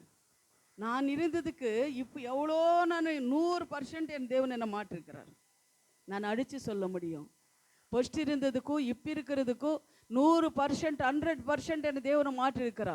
இன்னும் நான் மாறணும், இன்னும் இயேசு போல மாறணும்னு தான் என்னோட ஆசை. அதனால இதை காலையில் மாலையில் ஒரு பாதத்தில் நான் வந்து ஜெபிச்சிட்டு இருக்கிறேன். தேவனே என்னை மாற்றுங்க, இதுதான் என்னை ஜெபம். என்னை பரிசுத்தப்படுத்துங்க, இதுதான் என்னை ஜெபம். என்னை எதுக்காக அழித்திரோ அந்த காரியங்களுக்கு ஆண்டவரே உங்களுக்காக நான் செய்து முடிக்கிற வரை என்னை எடுக்காதீங்க, இதுதான் என் ஜெபம். என்னை நீர் ஆண்டவர் இருளா இருந்த என்னை நீர் எப்படி வெளிச்சத்தை கொண்டு வந்திரோ அதுபோல என்னை போல இருளா இருக்கிறவங்க பாவிகளும் விபச்சாரிகளும் தேவனே அவங்கள வெளியில கொண்டு வரணும் ஆண்டவர், இதுதான் என்னோட ஜெபம். ஹல்லேலூயா, ஹல்லேலூயா. அதுபோல நம்ம மாறணும். நம்ம மாறுறவங்களாக நம்ம இருக்கணும். நம்ம ஜெபிக்கணும். நம்ம ஜெபிக்க ஜெபிக்க ஜெபிக்க இப்படி எப்படி ஆண்டு எப்படி மாற முடியும்? நீங்க நினைக்கலாம், ஆனால் மாற முடியும். பரிசுத்தவான்களால் எப்படி மாறினாங்க? அவங்களுக்கு கஷ்டம் இல்லையா? இருந்தது. அவங்களுக்கு குடும்பம் இல்லையா? இருந்தது. அவங்களுக்கு எரிச்சலும் கோபம் இல்லையா? இருந்தது. அவங்களுக்கு பசி பட்டினி இல்லையா? இருந்தது. அவங்களுக்கு விரோதிகள் இல்லையா? இருந்தார்கள். ஆனாலும் எப்படி அவங்களாம் மாறினாங்க? எப்படி மாறுறது காரணம் என்ன? அண்ணா அவர் என்ன பண்ணாரு? அவர் கீழ்ப்படிந்தார், அவர் வார்த்தை கீழ்ப்பறிந்தார், அதனாலே மாறினாங்க. அதுபோல நம்ம மாறணும். ஹல்லேலூயா, ஹல்லேலூயா. அன்பு செலுத்தணும். நம்ம அன்புல மாற்றம் இருக்கணும். நம்ம யார் என்ன சொன்னாலும் பரவாயில்லை, அந்த நேரத்தில் கோபம் வருது தான். ஆனால் அதுக்கப்புறம் என்ன பண்ணா? கோபம் பண்ணாலும் பாவம் செய்யாதுன்றார் ஆண்டவர். கோவப்பட்டாலும் பாவம் செய்யாதே. அப்போ அந்த நேரத்தில் நம்ம என்ன கோவப்பட்டாலும் தேவனை அவங்களை மன்னிச்சிடுங்க ஆண்டவரே. பரவாயில்லை ஆண்டவரை பேசினா பரவாயில்லை. இப்போ நம்ம சபையில் அது பேசியிருக்கிறாங்க. என்ன தெரியுமா? இந்த அம்மா சபையில் இருக்கிறவங்களுக்கு என்ன பண்ணுறதில்ல, உதவி பண்ணுறதில்ல, எல்லாருக்கும் உதவி பண்ணுறாங்க அப்படின்னு பேசியிருக்கிறாங்க. அப்போ எனக்கு கொஞ்சம் கஷ்டமாச்சு. நாங்கள் யாருக்கு உதவி பண்ணுறோம்? ஊழியம் செய்கிறவங்களுக்கு, ஆளிப்பட்டவங்களுக்கு கொஞ்சம் செய்கிறோம். கண் இல்லாதவங்களுக்கு, காது இல்லாதவங்களுக்கு, நடக்க முடியாதவங்களுக்கு நாங்கள் உதவி செய்கிறோம். நீங்கள் எல்லாம் நல்ல ஆவியங்களெல்லாம் நல்லா தானே இருக்கு உங்களுக்கு? இல்லை குருடுங்களா, குஷ்டரோகிகளா, யாருக்கு நம்ம உதவி செய்கிறோம்? தேவன் நல்லா தானே வச்சிருக்கிறாரு. ஓகே, சரி, உங்களுக்கு கஷ்டம் இருக்குது, உதவி செய்யணும். ஓகே, தேவனு பாதத்தில் ஆலயத்துக்கு கரெக்டாக வர்றதுக்கு உனக்கு யோகியத்தை இல்லை. நேரத்துக்கு வர மாட்டேன்ற, தேவனை தேட மாட்டேன்ற, ஜாலி எங்கன்னு அங்கே சுத்திட்டு இருக்கிற, போயிட்டு இருக்கிற, உனக்கு நான் உதவி செய்யணுமா? வரதா வரதா பாப்போம், வருதா வராதா? தேவனை நீ கீழ்படுறியா? உனக்கு கை கால ஊனமா இருக்கிறதா? இல்லை ஊனம் இல்லைன்னா பரவாயில்ல, எப்படி இருக்கிற நீ? தேவனை கீழ்படி, தேவனுக்கிட்ட வா, உனக்கு கஷ்டம் சொல்லு. அப்போ நீ கேளு, ஆண்டி நான் இப்படி வர்றேன், தேவனுக்காக வாழ்கிறேன், நான் ஊழியம் செஞ்சுட்டு இருக்கிறேன், கற்பனை படி நடந்துட்டு இருக்கிறேன், என் குடும்பத்தில் இப்படி கஷ்டம் இருக்குது, எனக்கு ஏதாவது உதவி செய்யுங்க. நீங்கள் சொல்லவே வேண்டாம், தேவனே சொல்லிடுவார் எனக்கு. நீ சொல்ல வேண்டாம், நீ கேட்க வேண்டாம், அவரே என்கிட்ட சொல்லிடுவார். போகிற இடத்துலலாம் எனக்கு கேட்குறாங்க, அம்மா எனக்கு உதவி செய்யுங்க.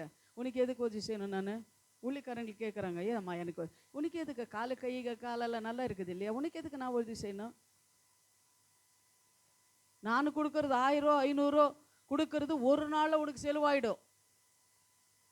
நீ யாருக்கிட்டே கேட்கணும்? ஆண்டவர்கிட்டே கேளு, மண்டிக்கால போடு, உபாசம் இருந்து ஜெபம் பண்ணு, அவரு கொடுக்கறது கடைசி வரை இருக்கும். அவங்க கொடுக்குறாங்க, இவங்க கொடுக்குறாங்க, அவங்க உதவி செய்கிறாங்க அப்படின்னு சொல்லி அந்த வார்த்தை நம்ம வாயில் வரக்கூடாது. விசுவாசிகள் வாயில் நான் சொல்கிறேன் பாருங்க.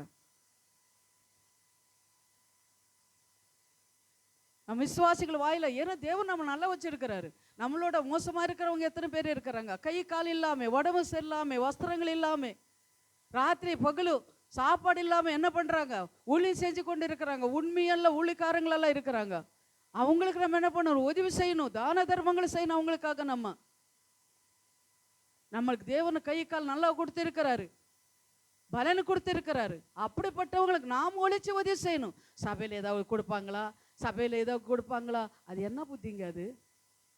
யாருங்க சபையில் கொடுக்கணும்? நீங்க கொடுக்கணுமா, நான் கொடுக்கணுமா? யாருங்க கொடுக்கணும் சபையில்? அப்படி எப்படிங்க நம்ம வாயில அப்படி வருது? ஏன்னா சபை கரெக்டா வந்து தசமாக காணிக்க கொடுத்து நீ எல்லாம் கரெக்டா இருக்கிறியா நீ கேட்கறதுக்கு? இதெல்லாம் கேட்கும் போது கஷ்டமா தாங்க இருக்குது. ஏன் நான் கஷ்டப்படுறேன்னா, இன்னும் மனமும் திரும்பலையே, இன்னும் இப்படியே இருக்கிறாங்களே. அப்ப அடுத்தவங்களுக்கும் நம்மளுக்கு என்ன வித்தியாசம் இருக்கிறது? இத்தனை இடங்களை நாம போறோமே, ஆனா ஒவ்வொருத்தரை பார்க்கும்போது எவ்வளவு கஷ்டம் தெரியுமா, எவ்வளவு கஷ்டப்படுறாங்க தெரியுமா? தேவன் நம்ம சபையில இருக்கிற விசுவாசிகள், உங்களுக்கு கஷ்டம் இருக்கலாம் எனக்கு தெரியுது, ஆனா தேவன் உங்களை நல்லா வச்சிருக்கிறார். சொல்லணும்னா வாடகை வீடோ சொந்த வீடோ ஒரு வேலையோ உங்களுக்கு கொடுத்து உங்க குடும்பத்துக்கு உங்க பிள்ளைங்களை தேவன் ஆசீர்வதிச்சு இருக்கிறாரு. அதுக்கு நம்ம சந்தோஷப்படணும். ஒவ்வொரு சபைகளை நீங்க போய் பார்க்கும்போது நீங்க கூட்டிட்டு போறேன், கொஞ்ச நாள் ஆகட்டும், ஒண்டி இல்லைன்னு சும்மா இருக்கிறேன். ஒண்டி வந்துச்சுன்னா உங்களை எல்லாம் கூட்டிட்டு போவேன், நான் எவ்வளவு செலவானாலும் பரவாயில்லை, எப்படி தான் நான் இருக்கிறேன். ஆனா அந்த மாதிரி இடங்களை நீங்க பார்க்கணும். பார்க்கும் போதே தான் தெரியும் நம்மளுக்கு ஒருத்தர் மேலே பொறாமை, ஒரு ஊழிக்காரங்கள மேலே பொறாமை இருந்து இப்படியெல்லாம் பேசுறது எவ்வளவு தப்பு அப்படின்னு சொல்லி. ஆனால் நான் ஆண்டவர் அவங்களுக்காக ஜெபிச்சுட்டு இருக்கிறேன். நான் ஆண்டவரே இப்படியெல்லாம் பேசக்கூடாதுப்பா, தெரியாம பேசுறாங்க, ஆண்டவரே மன்னிச்சிடுங்க ஆண்டவரே அப்படின்னு சொல்லி நான் ஆண்டவர்கிட்ட மன்னிப்பு கேட்டுட்டு இருக்கிறேன். ஆனா தயவு செஞ்சு அப்படியெல்லாம் பேசாதீங்க, இது ரொம்ப தப்பு. நம்ம ஆசீர்வாதம் பாருங்க, நான் கொடுக்குற காசு உங்களுக்கு என்ன ஒரு நாளைக்கு ஒரு 1000 2000 கொடுக்குறேன், ஒரு நாளைக்கு போயிடுது. ஆனா நீ அதே உபாசம் இருந்து மண்டிகளப்பட்டு தேவனுக்கிட்டே கேளுங்க, அவரு கொடுக்குற ஆசீர்வாதம் கடைசி வரை உனக்கு இருக்கும். கடைசி வரை உன்னை தேவன் ஆசீர்வதிப்பாரு. எதுக்கும் சபையில இது எதிர்பார்த்து நம்ம வரக்கூடாது, நாம கொடுக்குறவங்களாக இருக்கணுங்க. நான் ஊழிக்கார அங்கே இதில் போனால் கூட நான் அப்படிதான் சொல்வேன், எப்போ பார்த்தாலும் குடு குடு குடு குடுன்னு கேளு. இல்லை, நான் கொடுக்குறேன் தான், நீ எப்போ இருப்ப, எப்போ வருவேன்? அங்கே சபைக்கு போனால் எது கொடுப்பாங்க, அங்கே போனால் எது கொடுப்பாங்க, எதுக்கு அப்படி இருக்கிறோம்? அந்த ஆசை எதுக்கு நமக்கு? நம்ம கொடுக்குறவங்களாக இருக்கணும். அந்த வாஞ்சை நம்மளுக்கு தேவனை கொடுக்கணும், அந்த பாரம் நம்மளுக்கு தேவனை கொடுக்கணும். அதுக்காக நம்ம பாஸ் இருந்து ஜெபம் பண்ணணும் தேவனுக்காக. தேவன் நம்மளுக்கு கொடுக்குற தேவனு, நம்ம தேவனு பிச்சை எடுக்கிற தேவனு கிடையாது. நம்ம தேவனு அதான் நம்ம கொடுக்குறவங்களாக நாம் இருக்கணும்.